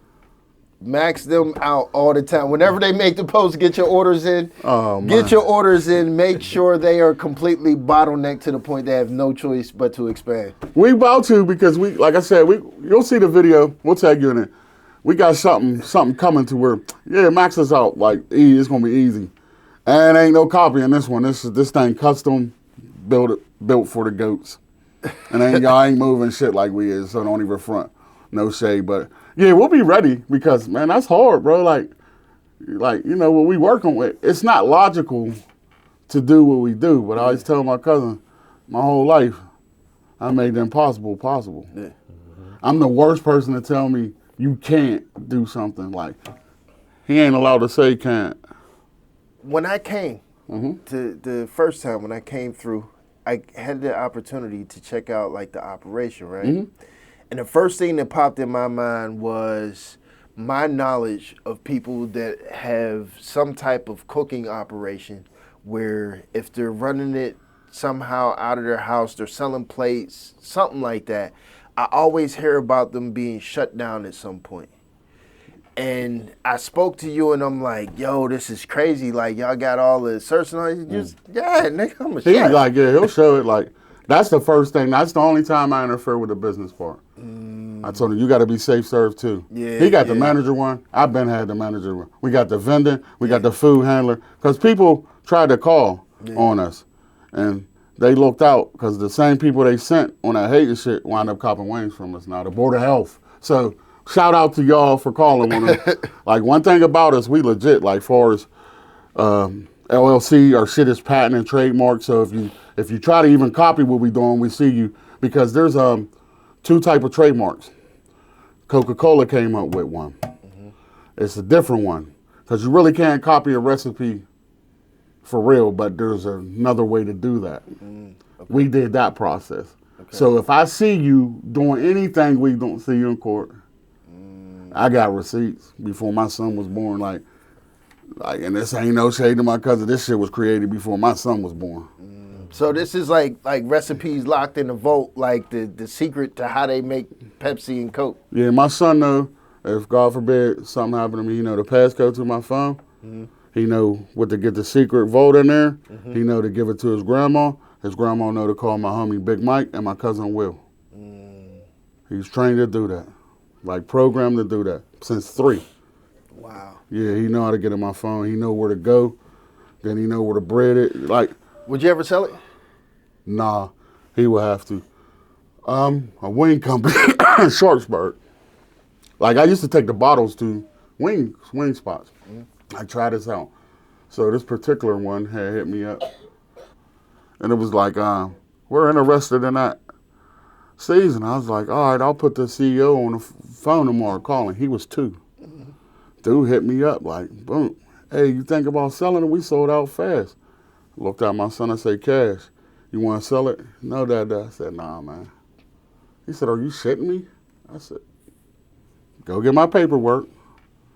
It says my government underneath Cash D. Or Smith. So, I don't know. I can't sell something that ain't mine. I work for him. He said he's 2. I don't care. They let me do it. He's the CFO. Right. And that's why I say put some respect on my son's name. He's the CEO when he was 2. That's history. Like, how could you hate on that? Yeah. There ain't a person in the United States with paperwork to say they got something they own at 6 years old. That's crazy. Yeah? Yeah, 6. You saying you walked in the improv to the dressing room. Yeah. You ain't supposed to be in the improv. Yeah. Man, yeah, that's huge. Yeah, so like ABC, man, it's all about cash. So you're still creating recipes? Every day. And seasonings? Sauces, seasonings. Is it just for the love of it, or is there a goal for cooking? Like, is there something that you're trying to fulfill? Yeah. Like I want 20 flavors? I want to get it, narrow it down to like 6. But, and you know, this being going back to being a chef and not a cook. Everything you got should serve a multi-purpose. So if I make a wet one, I make a dry one. Maybe you don't like wet wings. Right. So if we got a wet roasted garlic parm, I'm going to create a dry one. So we got, excuse me, everything covered. Okay. Cake mix, we got the hot honey garlic and the dry rub. So I try to narrow it down and then keep an eye on what's selling. And then once we see that, we'll just roll with them from now on. Mm-hmm. But honestly,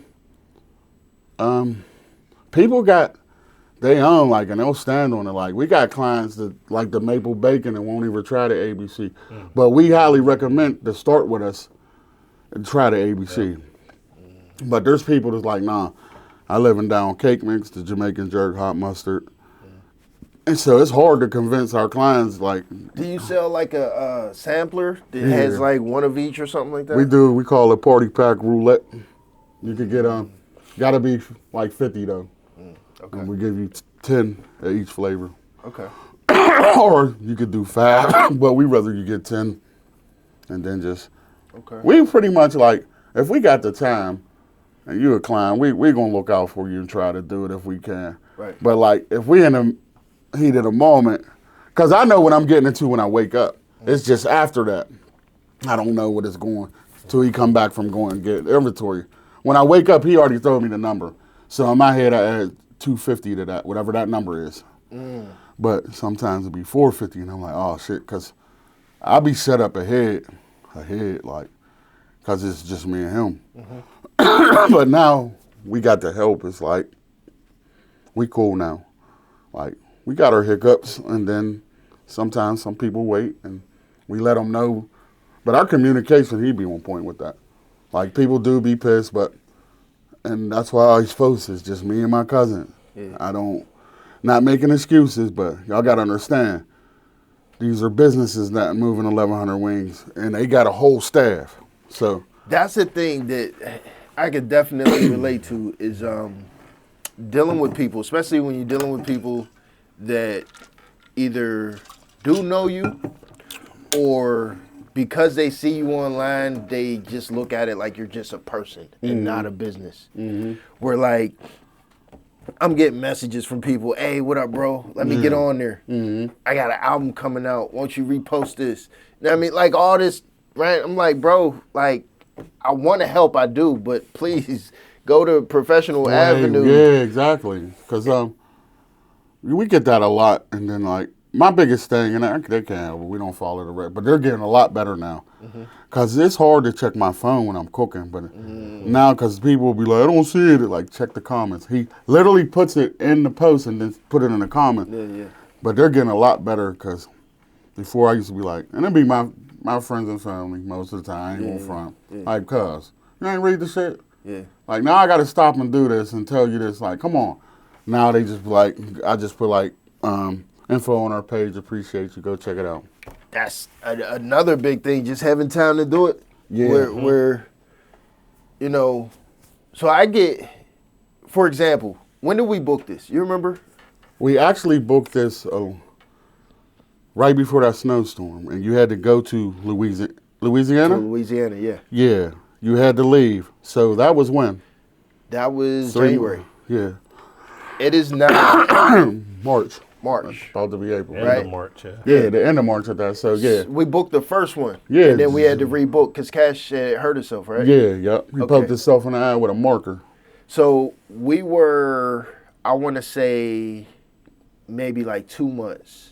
Because that was like the end of February, the first one, somewhere around there. No, that was closer to the middle, I believe. Middle of February? Yeah, like middle towards the end. Yeah. No, February? No, that was in January when you booked this. Like, When you were supposed to come. Yeah, The first time? That was like the end of January, beginning of February. somewhere around there. Yeah, yeah. And then, when he hurt himself, then that's when we Yeah, and then you was like, push well, it out, like, and then I found this open date. Let me slide you in here. Yeah, and I was like, what we do was, we'll clear a date just for this. Because, like, I see what you're trying to do, and I told her, he knew you, and I messed with you. I was like, we got to clear a date for it. Yeah. So I said, cuz what we do since we missed twice, one was a snowstorm. You said, of course, I ain't shooting. And then that day, and I said, nah, this day we going to do it. We ain't doing no business. We going to go mess with cuz and get right. Exactly. Yeah. So the point I was making, people will hit me up and they're like, yo, let me get in there. Or like if I ask somebody, so I will message somebody personally like, yo, I really appreciate what you're doing. I want to get you in for the podcast. And they're like, oh, I can't. My schedule's messed up, blah, blah, blah. And, I'm busy until the That's next fine. 2 weeks. And I'm like laughing damn near like, bro, I'm booked up till July something. Like, Yeah. I can't, you What's know what that I mean? saying? People make time for what's important to them. Oh, that's the thing too. When I first started, like before I started putting episodes out, the main thing I heard was I'm not sitting down for 2-3 hours to talk. Damn. For what? Because you don't have nothing to talk about for that long. And it don't even feel like 2-3 hours. No, Like it don't. we've been here damn near. But we are walking proof. Just in the time when we booked our first interview, shit changed fast. Yeah. January, we wasn't doing this. Yeah. So, yeah, just remember that. It ain't personal. Jot that down. How you then they gonna call you. Yeah. I have time now. We bang on these bars' doors. Yo, that's We banging on the doors to get us in there. yeah. People on the social media, like, they love my food. They calling us like, we about to fire a dude and get him out the kitchen. I was like, that's another black man, and we cool because we had asked you first. Yeah. That's like what bro. you seen what Tony Pittsburgh said when he is like, That's no, my guy. You got to put syrup on the pancakes now. Yeah. And that's like that's on my his guy. own. He got a fish. That's what the fish sandwich is named after, Tony Pittsburgh. It was like, you gotta put syrup on my pancakes. Yeah. Like if you played me in the beginning, it's cool, but now you gotta fix my plate and pour some syrup on my man, they will test this. We don't name drop because we in this event anyway. But it was a certain event last year. We like, get us in here. Oh, we already have that. This year, on a Monday, Tuesday, could y'all please come be a vendor in our event? We see y'all. Same people. Did you do it? Of course. Yeah. Ain't no hard feelings. Right. We cannot tell no one what to do with their money. Right. It's business. We Right. sucked it up. I said, I promise you, they're going to be begging us to do that. I said, you know what's going to happen? They're going to have to pay us for it. We're going to be the only one to get paid for it. He just look at me and believe it. I said, watch. And guess what's happening? Hey, we'll waive that fee. But we told y'all. And that's why I post, believe us now. We said it 3 years ago. That's the thing as far as operating on business and not ego, right? Because you have an objective, like your bottom line is making money so that you can be operational. I mean, of course, you have your morals and standards and the reason why you're doing it in terms of your beliefs and stuff, but make some money.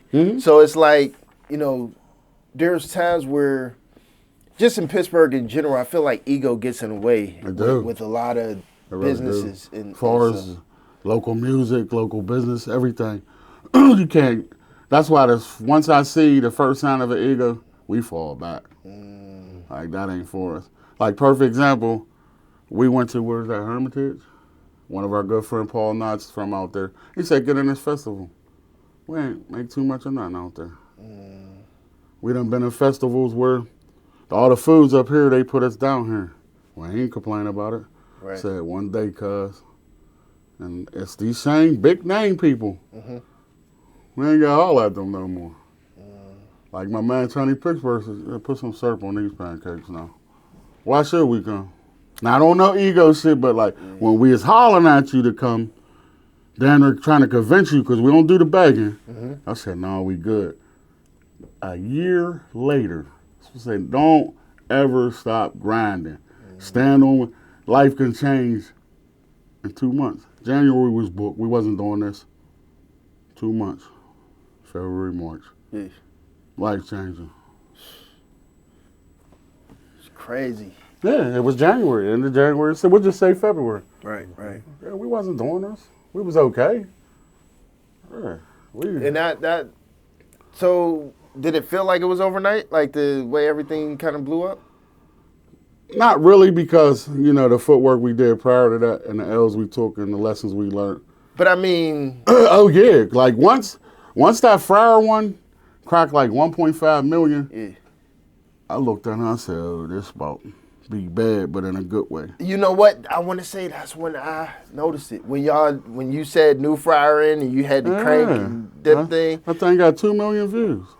Once I seen that, it was like, oh. It's over. Yeah.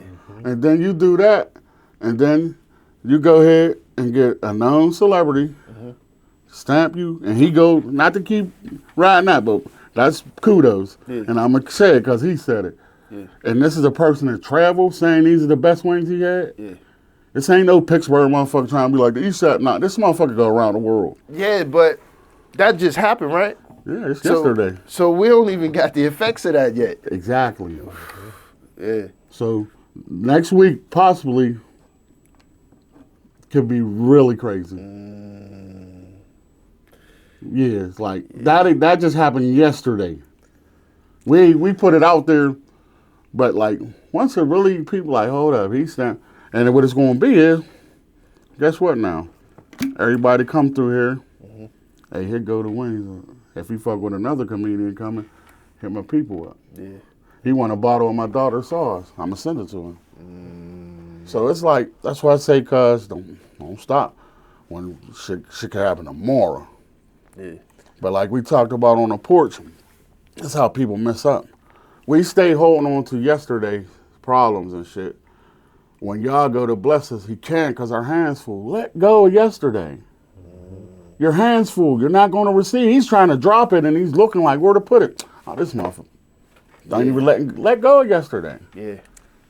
And that's a big point also, you know, all praises due to God, you know, fine. for, you know, along with it, you know, he works with us as we work. If we weren't putting in the work, then, you know, he could set up a blessing for you, and people miss out on stuff all the time. You know, like there are a lot of brilliant people, a lot of people who had a lot of potential, a lot of people who could have done a lot of big things, and they're in the grave and you would never even know, you know what I mean? So a lot of that footwork and, you know, a lot of that work along the way, you know, as long as you keep on it, then whenever that comes, then you can be ready for it. So I ain't going to say we ready, but, you know, I know that at the same time, we're way more prepared for it because of a lot of things that we had went through and had to push through. Because we at these events, and he's like, you know, he not to block me out like everybody welcome, but we get to a conversation. And I kept telling him, look, we ain't ready. And we wasn't. But to him, like, nah, I know this from being this. Nah, we ain't ready. We getting ready now. Yeah. From where we was. Yeah, like, but the thing, like you said, we got y'all on our side, so it'd be little stuff like Ryan Davis or my brother-in-law, Mike Logan, pulling up on me. Go to this contest. Like, not to keep beating the dead horse, but we haven't lost no matter where we've been. That's not a coincidence. Like, we don't know these people. We're going to these people's backyard, and they're hot. Like, there's this one dude, when we come to Ohio or West Virginia, he leaves. Wow. He lost to us twice. Wow. He looked down and one time, I said, there you go. He's talking to the lady that's throwing it. He said, them motherfuckers from Pittsburgh. I read his lip. So here again? She said, yeah, them was my friend. He said, I'm the fuck out of here. Packed the shit up and left. Wow. Yeah, because he was killing it. He was like right next to us. And I said, let him go. He's going too fast, too early. We just fired our grills up. And he's like, come on, cuz. I said, let him go. What was y'all cooking? Chicken wing contest. Grilled chicken? No, fried wing contest. We go anywhere. Anywhere there's a contest, we go. So he's going. Now he started at 12. 2 o'clock he's out. We fire up at 2 o'clock and got inventory. So he's like, damn, I'm running out. Now that line went to us. And so now I say, watch this, cuz. This is my hustling shit. I'll sell you a cage for $300. Or you got to pack your shit up and leave. He packed up and we tore him up. So you just gotta play smart. Like, first thing we normally do when we get to these events, we pass out samples. We already make your mind up for you. Excuse me, here you go. Excuse me. Now when it's time to fire, that's where they coming. They're not even gonna try you. Is that fair though? Are you able to do that? We do it. Life 'em. I mean, it ain't. What is it? Cheating? Right. I mean, if it is, how many Super Bowls Belichick won doing it? We win. No, it's just marketing. standard practice. Yeah, it's marketing. Like if we giving out samples of terrible stuff, how's that helping? How that help? Like if it's trash, how is that helping us? Yeah, true. You know, that's gonna hurt us. We're like, hey, don't go there. That shit is trash. So based on the idea, the concept of like you not wanting to be seen, and not wanting to be like the face or the personality, am I safe in assuming that you wouldn't want to be on like one of those cooking shows, like reality TV chef competition I show shows? off for them all year. Yeah? Like, yeah, I try to, because I could show off. And that, even though I would be on there, I'm not cooking chicken. So I'm not repping Goated Wings. Right. I'm repping myself on this one. Right. But I can shout out Goated Wings. Right. See, with Goated Wings, that's about him. Right. So he's the face. Right. It's all about cash. So what my ugly face need to be saying for? I'm gonna show my son. Y'all gonna give him his flowers. So you would go against like a Bobby Flay on that show, and Yeah, if he want a challenge, and I'll be up to it. I'll bust his ass. People don't believe me, and I'll show you. Like, yeah, it ain't gonna be no landslide like where he just crushed me. Depending on what we cook, he gonna get this work. Yeah, he gonna get this work. He gonna leave knowing he ain't gonna fight me no more. Right. If I lose, you ain't like, nah, I ain't fucking with cuz. Like, I barely got out, and that's just me believing in me. Pursue your dream with confidence and live what you imagine. I've been imagining this. And I was like, yeah, I'm with anybody to cook out there. Yeah, I'll take the challenge, but let's put some bread down and make it worth it. Right. But they be ducking smoke. They be ducking. Would you recommend someone going to, I guess, to be a professional chef? Like, is there... To school? Yeah, like, is there enough value in it as a job or career? Nah, because a lot of people, well, the ones in the industry going to know this is the truth. A lot of people to go there, you got a lot of time to break that, and they be bums. You going to know, you going to have some nice knife work. I told a local chef, don't go there, you're wasting your time, and she thought it was hating. Like, the ones that come in there, when I whistle blow, and you on the clock, and you got a cook order, they bums. They're not built for speed. They're built for, I'm making this pretty in this corner. That don't happen in fine dining. Even though you got to make it pretty and shit, but you got to make it pretty and fast. Right. They be bums, slow as hell. We get them out. When I'm going through applications and I'm looking, if it say culinary school, you're burnt. I'll take a dude that got 25 years in a restaurant before. He know what it's like under that whistle. They don't, because in culinary school, you got time. You can move like this. My motto is either move like me or move the fuck out the way. Right. That's simple. Everybody I work with know that's our motto. Because I'll do it by myself. Like, if you slowing me down, excuse me. Yeah. But you got it. But, like, that sense of urgency ain't in everybody. So, that culinary stuff, you're going to know how to cut. You're going to know all the chamois, the Juliennes, all the moons. All the cuts. You're going to be nice as hell. Yo, Yeah, you're going to be nice as hell. But when I whistle blow, yeah. Nah, you're going to. I feel like that kind of stretches across industries. Like, even what I do, there's a lack of sense of urgency. It's almost become a common podcast thing where we're having a conversation about this younger generation. Yeah. And the younger generation they don't have a fire up under them anymore. Where, where's your urgency? And a lot of that, come from the house because unfortunately, and I don't know why it's like this, the moms and dads want a kid to be a rapper or athlete. Bruh, not me. Let's get some architects. Let's get some doctors, dentists. Why? That's the only, the options. Why? Be the next Popeyes. Like, quit shooting for that just entertainment shit. Like, that's just butt to me. I feel like they did it, or at least I did it when I was younger because it felt like we needed to be rich.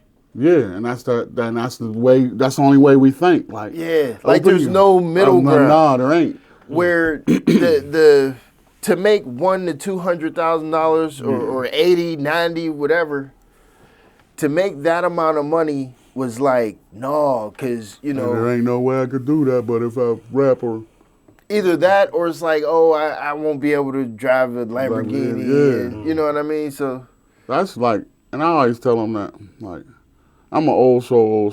Like, he's like, which ride you gonna get? I get on, I'm gonna get a '66 Chevelle. I don't want no Lamborghini. What I need a Lamborghini for? Yeah. Just to say, I got a Lambo. Look at me. Yeah. No, I don't care about that materialistic shit. I'm about me. OJ Bronco, the original one, and the '66 Chevelle. Smash said an OJ Bronco. Yeah, that's it. That's it. The same color, white one? White one. Where he did it on the license plate. Oh, man. I don't think he did it. He did that shit. He was paying what? I think his son did it. $36,000 a day in alimony. I think his son did it. I'm cutting your throat about that 36. Man, then I'm watching from a window of some happy person smashing you. Yeah, I got you. I think they found his DNA. I think it was Marcus Allen. Oh man. That's his homie. Could be. Like, That's crazy. because we know it wasn't AC. That was the driver. Right. Yeah, somebody did it. He probably. Hey, look. Whoever it was a good friend. He was crying like, bro, I'm paying $36,000. I'm telling you, it's going to come out. I know it probably won't come out now. Probably when we old men. It was Maybe. like the OJ case had found out it was his son. He did it and took the rap. He's For his always dad. been The that. victim, yeah. Same DNA. Yeah. It's gonna be the blood there. Couldn't fit the gloves. Yeah. He took it for his son, I Yeah. bet. And took it like a man. And Cause what you gonna do when you? I'd be like, he tell me that often. Oh no, I did that. Yeah, that's me. You stand up, I'm gonna just be looking at you like, you knucklehead. Like, nah, I gotta catch this kid. Yeah, that was me, Your Honor. Yeah. My son had no knowledge. That's just being a father. And from what I understood, there was enough reason for the son to do it. Like the mom, Nicole, was crazy anyways. Cokehead, like, you know. Yeah, like Wow stuff. somebody loved their dad, loved OJ. Whoever did it, they loved OJ. I'm sure. I know we talked about it already, but I'm sure the audience is going to wonder why are you not in a restaurant or food truck, or do you have plans on it? Is there anything you want to speak to about that? Yeah, we baby stepping. Our goal is food truck. His goal is brick and mortar. Brick and mortar. Yeah. What you think? So we had a food truck Yeah. that became a money pit, Yeah. and the last stop on that was the engine. Like, all right, well, That's a wrap. so what we learned is that the route that we need to go with that instead is go food trailer, because nothing goes down on that if the vehicle goes, you just use another vehicle or go get a rental or something like that. As long as they got a hitch connection. Like So, one of them U-Haul type joints that you can Yeah, the go little inside, small, as long Right. as I got fryers on them. cut like the side, so like a trailer type thing. yeah. So my thing is that I'd want to have just one brick and mortar. He don't care for it, and then bunch of food trucks around the city. Because actually, we need a brick and mortar because with a food truck, you can't operate unless you got a brick and mortar.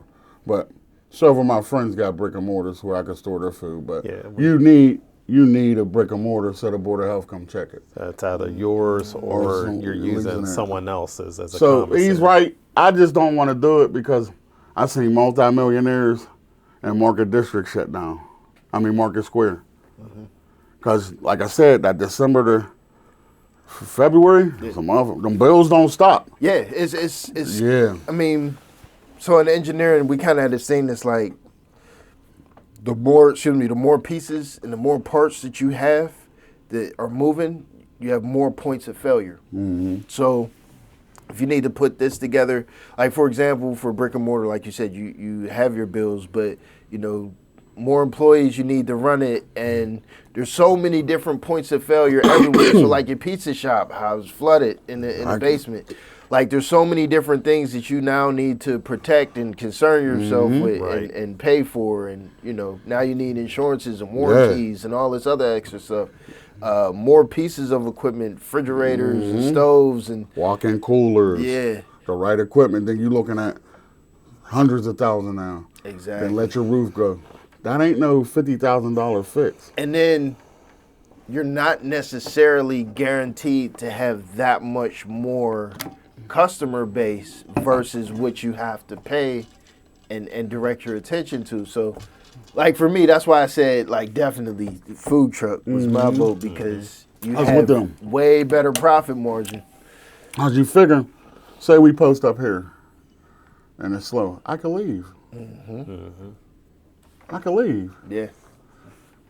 Like tractor goats here, we gonna be here. Brick and mortar. I can't pick up my building and leave. I just got to deal with it. Like it's slow than a motherfucker today. And be sick. And that's how December is to January, where them lights are still on the same amount of time. The gas is on. You ain't burning as much. And them gas bills be $20,000, $30,000 for a month. that's cool when you're making just a $300,000 off of liquor, not even count for, but you ain't making that. It's cold, nasty out. You might make 10 bands. Now you coming out the pocket like, oh, we got to cover this, and that's where it start coming. It's get real because it's coming like 30 balls and 40 balls at a time. Yeah. 5 of them, that's $150. Who really got like $150 to just stay sitting there like, yeah, this is for that. I'll be not a lot of people. And that's on the lower end, because like I said, let it flood. That's 35 grand. Let your roof go, that's about 40, 50,000, depending on how bad it is. Electric replace. Walk-in cooler, 75 grand. If you ain't got one, you gotta get that built. If you ain't got the ansel or the equipment for that, yeah, that shit a lot. Like, you ain't even open yet, and you looking at in the red. So the best idea with that is find something that's already, like what we scout is old fishing hooks. They already got the shit we need. Okay. Yeah, so we ain't got to add to nothing. We're supposed to have this one spot, but once again, we got played. Same dude kicking his ass now. Like, damn. Wow. Yeah, had the lawyer and everything on it. Yeah. Moving, was going in there clean, gave it to somebody else. I hate to speak on this. Not hate to speak on this. I kind of don't want to give my opinion on it, but just my perception, like the way I'm looking at it, it just feels a certain type of way with Carmine's. How they started on the north side, and then they moved to Carson Street, and they changed, like their portions changed, certain things changed. Now I think they're shutting down, like they had to close their doors last operation. I'll never go to Carson Street. I was literally about to say that, like. I don't want no parts of, for one, they don't even want us there, so I'm not going where you don't want me. For two, see the shit that go on down there. And even if it happened 2 blocks down there, guess who they gonna do? The black people with the chicken, that's there. Nah, we cool off of Carson. Well, that's one thing, but I mean, just look at, even if there was no racism down there, the cost of operating. Yeah, that's why they changed their recipe. Northside leasing and East Carson leasing, probably a lot different. So I gotta serve you less food for more money. And then that's what we don't want to get into. Yeah, so for all that. I was gonna say you can go get the knockoff Burger King if it's still there. Oh man. Then one thing about that, a street can't endorse us. So fuck East Carson. Y'all need to stay y'all motherfucking ass off. They don't want your dumb ass down there, and y'all keep running down there. Stay off East Carson. Knucklehead. Y'all go somewhere people don't want you. So yeah, fuck East Carson. You can't get endorsed by a street. Street can't hate on you. Like, East Carson text y'all like, oh, fuck East Carson. Yeah. It's always the businesses down there. Name me one that really had a nice stretch down there. Like, they're so ill with it. Like you just said, they had a fake Burger King, cuz. Yeah. How hard is you to be like, hey. That went national too. Yeah, bro. Like, who was the ignorant bastard that was like, look here? No, I heard it was like a trickle down. Like, it was like they closed it, and they still had to work. Yeah, so they wasn't paying. I guess it was the franchise fees or something like that. So they couldn't use the name logo. So it was just King. Yeah, King Burger. Then like I run out of the Burger King bread. I know Johnny gonna get bread. Exactly. I said they whore. They whore. Serving in foil and all I said, ooh, they doing back home burgers. Like that was hard. Like whoever did that was hard. Like we got the spot. I'd have did it like we got the product. And like I'm gonna do it till we get caught. Yeah, this is the Whooper. This ain't the Whopper. Like we got the Whooper here, cuz. Like come get a Whooper off us, cuz. Like that's white bread. Like bruh, it's fire. It's still the burger. It's bad. Like yeah. That's crazy though. Like to get a Whopper or some Wonder bread. So that's crazy, regular. Yeah. That's like Chick-fil-A. You out there pumping in a parking lot. We pumping on a Sunday. Like Chick-fil-A 2.0. Like, man, get the fuck out there parking lot. They ain't open. Like, we allowed. Like, that'll be some. He tell you, I'll be thinking this a while. I said, bro, we could get away with it for a couple hours. And then I'm going to just play dumb. No, officer, I did not know we couldn't sell chicken in Chick-fil-A's parking lot when they was closed. They close. I mean, By then, we done made a couple bands. Like, see y'all next week. Different Chick-fil-A. wow. What advice you got for people that want to start? I mean, we could say business in general or cooking business to some extent. Like, based on what you've been through already, what are some of like the biggest challenges and things where if you could help someone to navigate that, you know, maybe they're thinking about starting a food truck or something like first thing first, simplicity. that. Keep it basic. Keep it basic. Find your lane. Go. Why open a pizza shop with people that know? We were the first black-owned pizza shop in Pennsylvania history. Really? Yeah. Is there any now? Homewood Pizza. Oh, yeah, Homewood Pizza. Is that the only one? Yeah. So everybody's like, which way you going now? We kept it a secret. I Googled black-owned pizza shops, and I'm like, ain't none in Pennsylvania. I'll do pizza. Had my own garden, had my own everything. Yeah. So find your lane. Yeah. Before you even get the food truck, master your craft. And let's keep it simple. See, where we messed up, and the guy in Chicago, though, Harold's Chicken, I got to meet him a while ago. He said, I sell wings, fries, and bread. Let's keep it simple. I said, what if they want this? He said, they go down the street to the other black man. I don't have that. So where we mess up, we got lamb chops, lobster, this, whatever trendy, seafood bowls. Some of that shit ain't selling. And you got to pick the right product. You got seafood allergies. You got dairy allergy. So that cuts your seafoods out. That cuts your boils out. Don't limit yourself. Like, you're already starting off, I sell pork chops. A lot of people don't eat pork. So you're cutting into your demographic. Your potential, yeah. And then have something. Like, we got videos with, 5-year-olds, 4 years old, 3 to 80-year-old people. Our demographic is everybody, like chicken. Okay. So that's why it's smart for us to do this.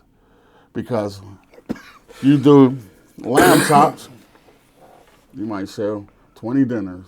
You ain't getting no bread off of that. Because not everybody like lamb chops. And everybody ain't going to eat them every day. Right. That's something you bring out in a special. Right. So that's what I recommend. Simplicity, master your craft first. Or get it to where, like with any rubs or sauces, he'll tell you, I take 3 months before I even bring it to him. Because I want to make sure it represent our brand. Right. Because it ain't not being arrogant, we ain't got nothing too much of this and not a 10. If it's not a 10, we don't sell it. I don't want a 9. I want to have the best when they say, like, did you try this? Did you try this? So I'll sit on it for like 3 to 4 months, and that mad chemist, he told you, like, I'll come with bags, I don't even know what's in that shit. I'll look at it like, I don't know what I was on this. And I felt a lot. Yeah. But when I hit, home run.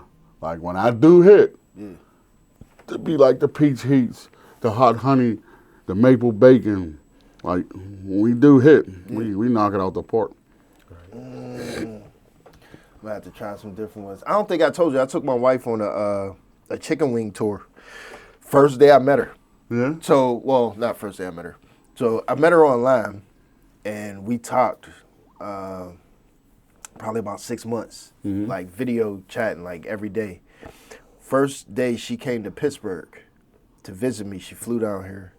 I took her on a chicken tour, is what I called it, and then that's where we went to. We went to Augie's, Salvatore's, and Gunny's. Just bought like a half dozen wings like, from everywhere to eat it. But that's what was so special about when I took her the ABC wings. Yeah, she said what she said. Yeah, she was like, yeah, get those again. Like, her face lights up every time I say, that's priceless, I'm gonna go bro. there. Yeah. That's better than the bread you spend on. Yeah. That just let her, go ahead. Nah, that's definitely what's up. Yeah, because it's like, for that, no matter how much she smiled that time, she ain't think about nothing in the world. Not hurting, not stressing, not bills, not nothing. Right. She just smiled. Like, when they do that, man, and I see them dancing, I be like, Like, oh man, that's dope, man. I'll just sit back. For real, it almost bring tears in my like, off a wing, cuz? Yeah. I had people literally say, I never met, hey, I'll fuck somebody up about you. I'm like, no, chill, cuz. Like, they be on the post, there's 3. I ain't gonna name them, but there's 3. If you say something bad about it, and they women, Yeah. they coming to get you. Hey, And I'll tell you, I stand 10 toes on that mother. Nah, that's them. And I'll be like, chill. I think, I don't know, maybe it's just ego, but I want people to stop having so much ego about the concept of best wings in the city. My perspective, everyone can have their opinion on who has the best wings. Yeah. But you cannot deny that these are some good wings. Yeah. Like, you know what I mean? Where That's what they'll say. They'll be like I said, the one building, like, they ain't got a building. Or like, oh, they ain't do this. And I'm like, okay, all that aside, move what we moving. You don't sell 1,100 wings if you don't have a top tier product. There you go. So my thing is, shut up and do what we do. You're not. Yeah. And it don't be no shade. It be like, we show you every day what we do. Yeah. Just as, because they're like, they pay for the views, they're capping, like, bro. So we just cop 6 cases of wings just to show you and them to sit there. Yeah. Now they gone by 4 o'clock. Yeah. Well, literally before that, they're sold out, but the last order, like, do that, and I'll respect you. All that, I don't care. Like, I don't care. What is, I can't think of his name. The food dude. The famous dude. Is it Mr. Kevin? Chime Time? Nah. Keith Lee. Keith Lee. We out him. We always tag him. I'm in their inbox. I be like, He probably don't ever come to Pittsburgh though. Nah, the one dude that slid through here and slid right back out before we could catch him. No, we gonna get Keith Lee here, man. That'll be dope, because I know he gonna be like, he gonna stamp it and say the best he had. I guarantee he will. And he had some shit. Yeah. He ate everywhere. That's what I mean. Like, Keith Lee, come get goated, cuz. Look, everybody, when you watch this clip, whatever, everybody tag Keith Lee, no matter what social platform. What's the other cuz we was reaching out to? B Wood. B Wood, come get goated. Mr. Chime Time, come get goated. Yeah, come get goated. And then y'all get goated and then slide through on here and talk about it. And talk about what you got going. They're like 2 for 1. And while you're here, we'll supply more wings to you. Come get goated, man. Definitely. Hit me up. Shoot me a DM, email or something. And he got direct connect to us. Like, he don't have the business phone. He can literally call my phone or his phone. So get at him. He'll get at us. Make it happen, man. We just want to show you what we working with, man. So I guess that kind of brings me to, do we want to mention it now? Yeah. Dun, dun, dun. Oh, man. So I'm still kind of swole. I understand. Still kind of swole. Y'all ain't bring me no wings. Mm-hmm. But you tell them. What we got busting out? New flavor alert. we got a new flavor of goated wings. The Play Cousins. The Play Cousins. Ghost Pepper Ranch. Yes, sir. And I tasted it. I had an opportunity to taste the seasoning. Yep. And I asked specifically For something spicy. for something spicy and dry. And you gave me the Ghost Pepper Ranch, and I instantly became a fan Sure of it. did. Like, I need that. So, yeah, hopefully by the time this airs, we'll have, the whole whatever. You want, like, you name it. It's about you. You call it Play Cousins. Yeah. If you want. So, you know what? I was thinking Play Cousins, but then I'm like, because that goes with, like, the merchandise and stuff. So I don't know if you've seen the hoodie, like I have to Play Cousins Yeah, hoodie. so that's putting you out there even more. Yeah, but then there's the Kalaj Dame in podcast where I'm like, Whatever you say, hey, when you call us, when you're ready, just take some time to think on it. Say, homies, this is what I want to go with. yeah. Yeah. I'm thinking Kalaj Dame just mostly because most people know that name. And That's if you dope don't, because- it's weird. Like, Yeah, that's who is that? it's catchy. And then we already got Tony Pittsburgh. We already got the Blam. So these is already named after people. So we want to keep that thing where it's named after actual people. So when you do look these people up, these are stand-up black men in our community. So that's why we're trying to bring the light to them. I know y'all seen the copiness and they getting anybody to try to name theirs, but our selection is stand-up people. Like we said, first you gotta be a father. You ain't no father, we ain't got no rap. Business-minded, positive, and not no snake. So when we stamp it, it's gonna go for everybody to give him his flowers. Like, oh, Kalaj Dame, them is fire. Yeah. Now he's pumped in your head every day. To now, you're gonna look him up, and that's gonna lead you to hear his music or whatever he got going on. Then you can see for yourself, he's a good man. He's a stand-up person. And that's why, like, the first one we bust out with was Tony Pittsburgh, because he's all about Pittsburgh. Like, if anybody about Pittsburgh, it's Tony. So I was like, cuz, you know, I got to pay homage to you. And I always reach out like, this is cool. And then we got the Blam, and we got the Kalaj Dames, the Blam, working on the one flavor on the homies? Yeah, or was yeah. that a one-off? That was just something that we just did for them. I had to come back and because it was more green, and of course, instead of people, I mean, that went viral too. Instead of saying that's dope, you know, they had to critique it ain't green. I mean, it's not blue, it's green. And just when you could just scroll and be like, this shit. But we had to go back and fix it. So, you know, like I said, I just try to give people their flowers while they can smell them, because why wait till you die and be like, oh, Kalaj Dame, like. So if I leave this world and you see people doing that, fuck them up for me. Like, you wasn't doing that when he was alive. Smack that motherfucker in his head. Right. If you love me, smack him. Because that's the corniest thing you could do. Yeah. Like, if I ain't messing with you and you pass away, I'll say my condolences. Oh, that was my man. Like just to get likes off of somebody's death is corny. Like, that's corny. Yeah. But you got to remember, attention is the new drug. We got a dude on the post that never had our wings talking about somebody else is better than us. And I had to check him, like, you never had our wings, so why even mention us? Yeah, yeah. You just want, I said, y'all, here it goes, so give him some attention. He needs some attention. Your life's so miserable, you had to mention go to wings. Man, I hate it. I have clips now, and I'm learning more about people publicly on the internet and stuff. Mm-hmm. I have clips that are going, not like viral, but like there's a difference between a clip that gets like 50 to 100 views versus one that has like thousands of views and people are, commenting on it all day and night. Mm-hmm. So it's one, I don't know if you've seen the Kelly Shakur interview. Yeah, I saw the Shakur, you was talking about her name. Like, I watched that one. So that one, the clip is with her saying there's two. One is her saying black people shouldn't use the word nigga. And the other one is that black women should appreciate their hair more. But it was just a clip. People were going on there saying, like, attacking me, like, dude, why did you put her on here? Mm-hmm. You shouldn't give her a platform to speak. Mm-hmm. She doesn't like herself. She hates herself. Like, I'm like, yo, y'all didn't even watch the thing. Y'all seen two clips. Not even the two. They seen the one that was like 30 seconds long. Yeah, that's what they do. Don't know nothing about the context of the conversation. Just seen that and want to attack it and break down the system.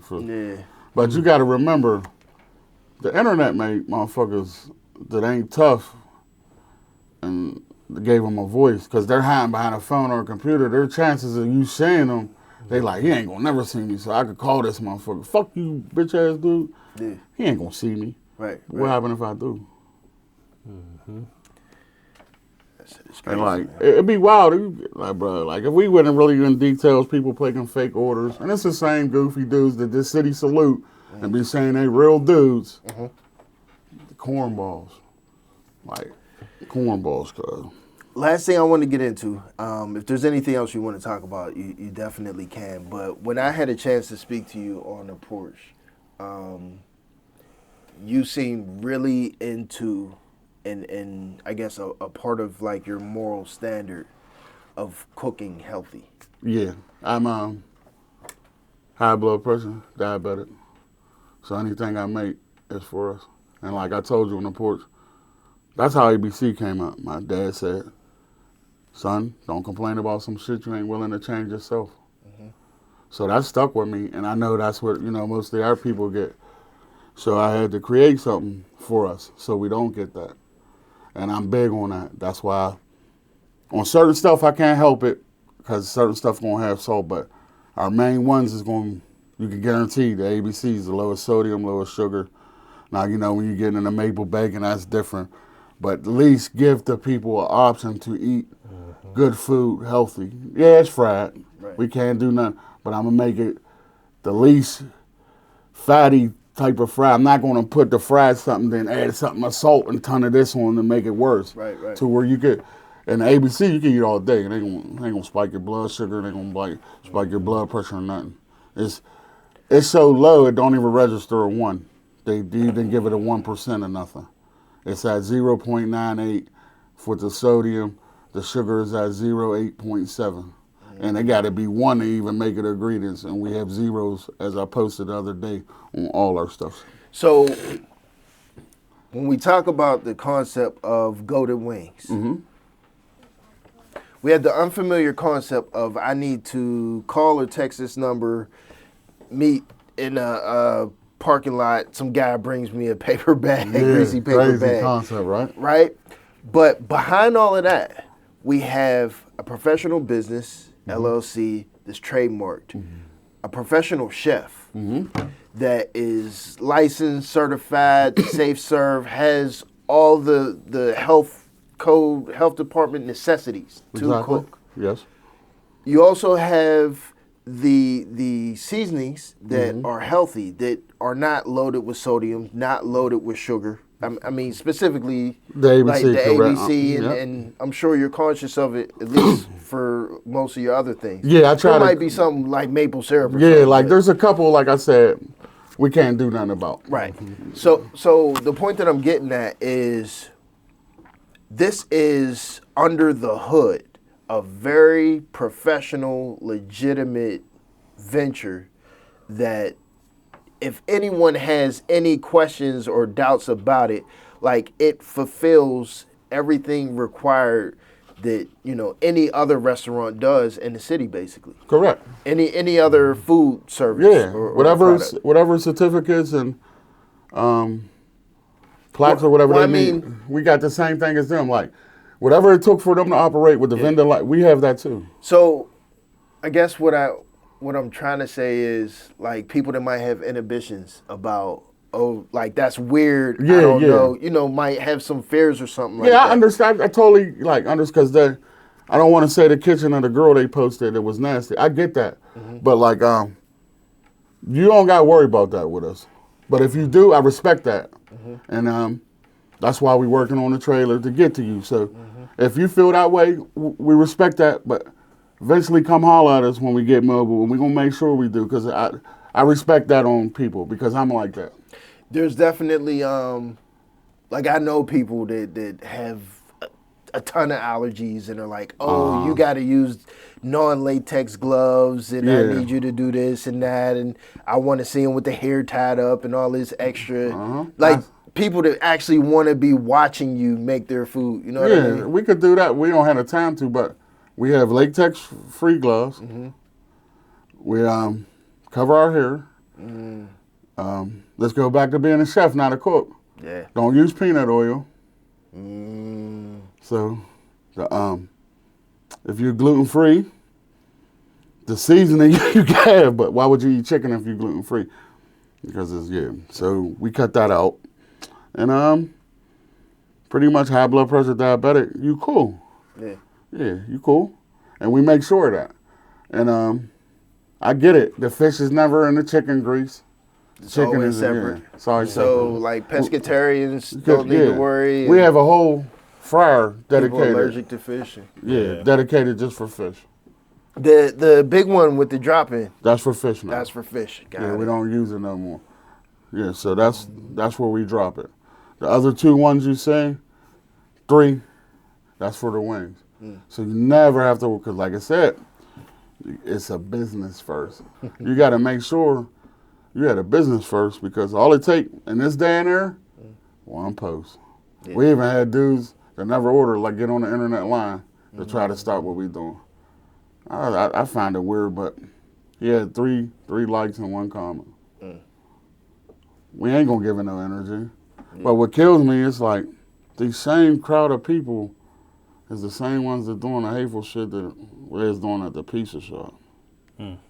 And I know for a fact it's them because it's the same method. Yeah. But they so cool and so real to a lot of people here, they frauds, man. So I ignore them. But like, this is one thing I'll say before we go. Like, I'm at the point in life like I speak less, I walk away faster, and I observe more because of my son. But one thing I won't play with, if y'all dissing his product or doing some weird shit, I'll remove you and I'll smile my mugshot. And I promise you that. And the clowns that keep playing, you get a pass, so thank my son, because you ain't worth it. But don't keep playing, because I told him that. Like, the only thing I'll crash out for is him. Yeah. There ain't no talking me out of it, because you're playing around a little too much. Right. And that's what they doing. Right. But, I block them out now, because my goal is to make it back home and cook chicken the next day. But I just want to throw that out there. And if you know me, you know. Nice. I think we covered a good portion, if not everything I had written. Is there anything else y'all wanted to go over? We appreciate you for having us. Definitely. Thank you for having us here. Taking the time out, and like, just a good man, and whatever we could do, help you out, man. We all with it, bro. Like, Same way, same thing here, man. Any way I can help out, contribute, anything like that. I can't help y'all cook chicken wings, but something else. And if Whatever. there's something you want to learn how to cook, Yeah. I'll slide through and show you. Yeah? Like, say I get some free time, and you be like, hey, bro, I want to learn. I'll show you. You know what? I really want to perfect my Asian cooking more. So like, I've been practicing learning like fried rice, Okay. where I feel like I make it kind of good, but I got an electric stove. Yeah, I hate them. Yeah. That's you ain't gonna make it right with that because you can't control the And heat. you can't get the block The wok. hot all the way up. Exactly. So Yeah. it's not you. It's what you. I hate it. That's Yeah. what we work on. I hate electric stove just for Got that. it. So once you try it, you probably finessed it the right way, but it's electric. It ain't gonna do it I because get with the wok, it got to be all the way around, and it's Yeah. all in that wrist. Boom, boom. Yeah, Then you yeah. drizzle the eggs in there, and Yeah. yeah, you got the technique. I I'm feel telling like you. if I showed you, you'd be like, yeah, like it's- technique wise, you once good. you said electric, that's why I looked at it. That's what it is. Yeah. I can't, but like my wife, she hates like frying anything. Yeah. So I use a digital thermometer whenever I'm frying to make sure I keep the temperature. Because electric stove, you can't just turn it somewhere. no. You gotta keep adjusting it. Go Adjust too it, yeah. high, bring it Yeah. down. The only way to know is for people to cook at home. If you like undercooking or burning food when you fry it, use a digital thermometer in your grease. Keep it at whatever depending on what your grease and whatever you cooking. Like I do 350. Yeah, that's perfect. And what if you need to calibrate it? Remember, you got to calibrate it before you use it. Stick it in ice water first.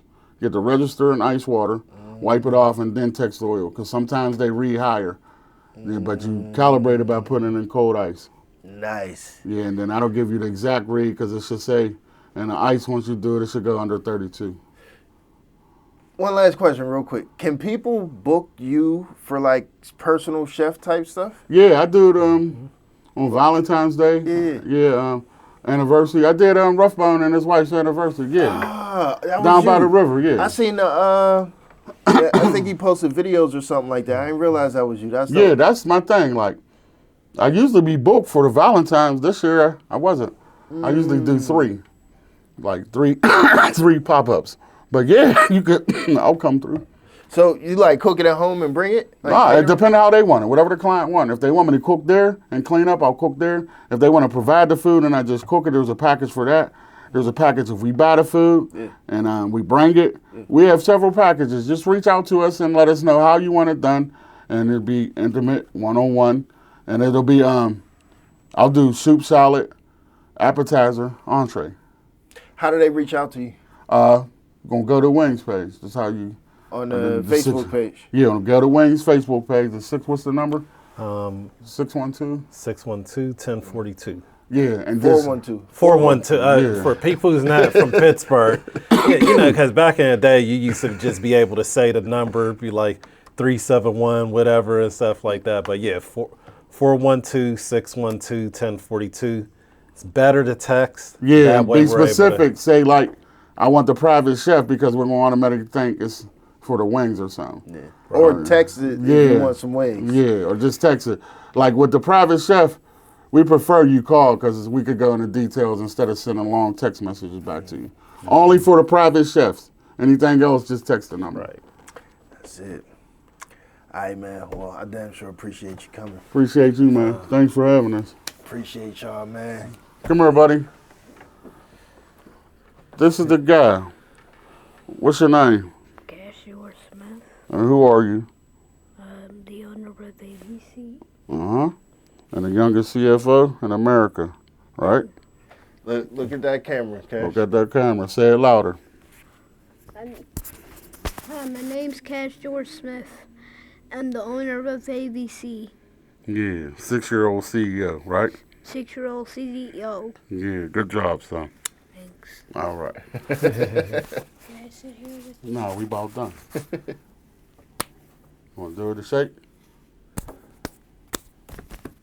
For life. That's right. Nice. Alrighty. Y'all know what it is. These my play cousins right here. Go to Wings. We got Will. We got Chef Cash Dad. Yeah. We got Cash. We're both chefs. You're both chefs? Okay. Alright, you heard it from him. I'm That's the Kalaj boss. Dame. Chef. See you next time, play cousins. Play cousins. Thanks for having us. Go sit down.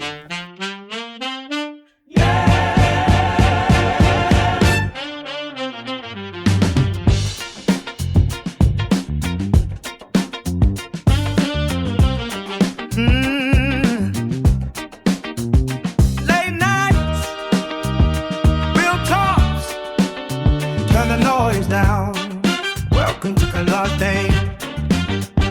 City lights, long days, heavy on the mind.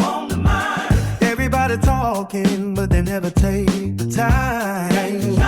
Truth in my chest, I don't sugarcoat pain.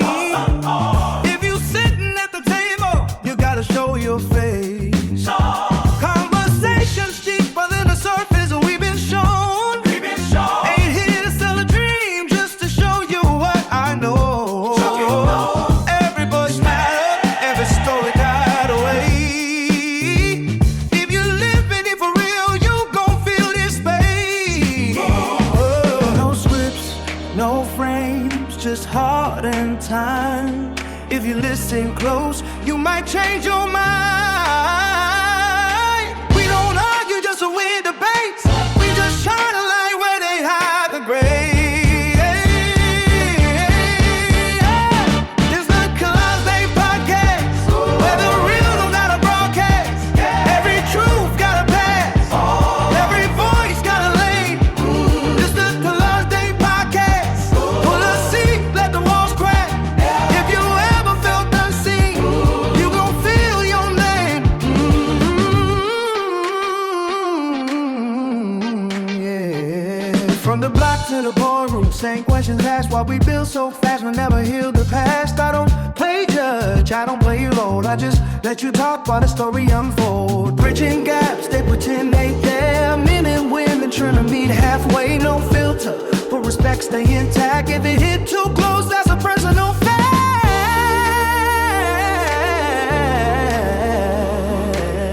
Nobody ever listened to you Listen, if you always felt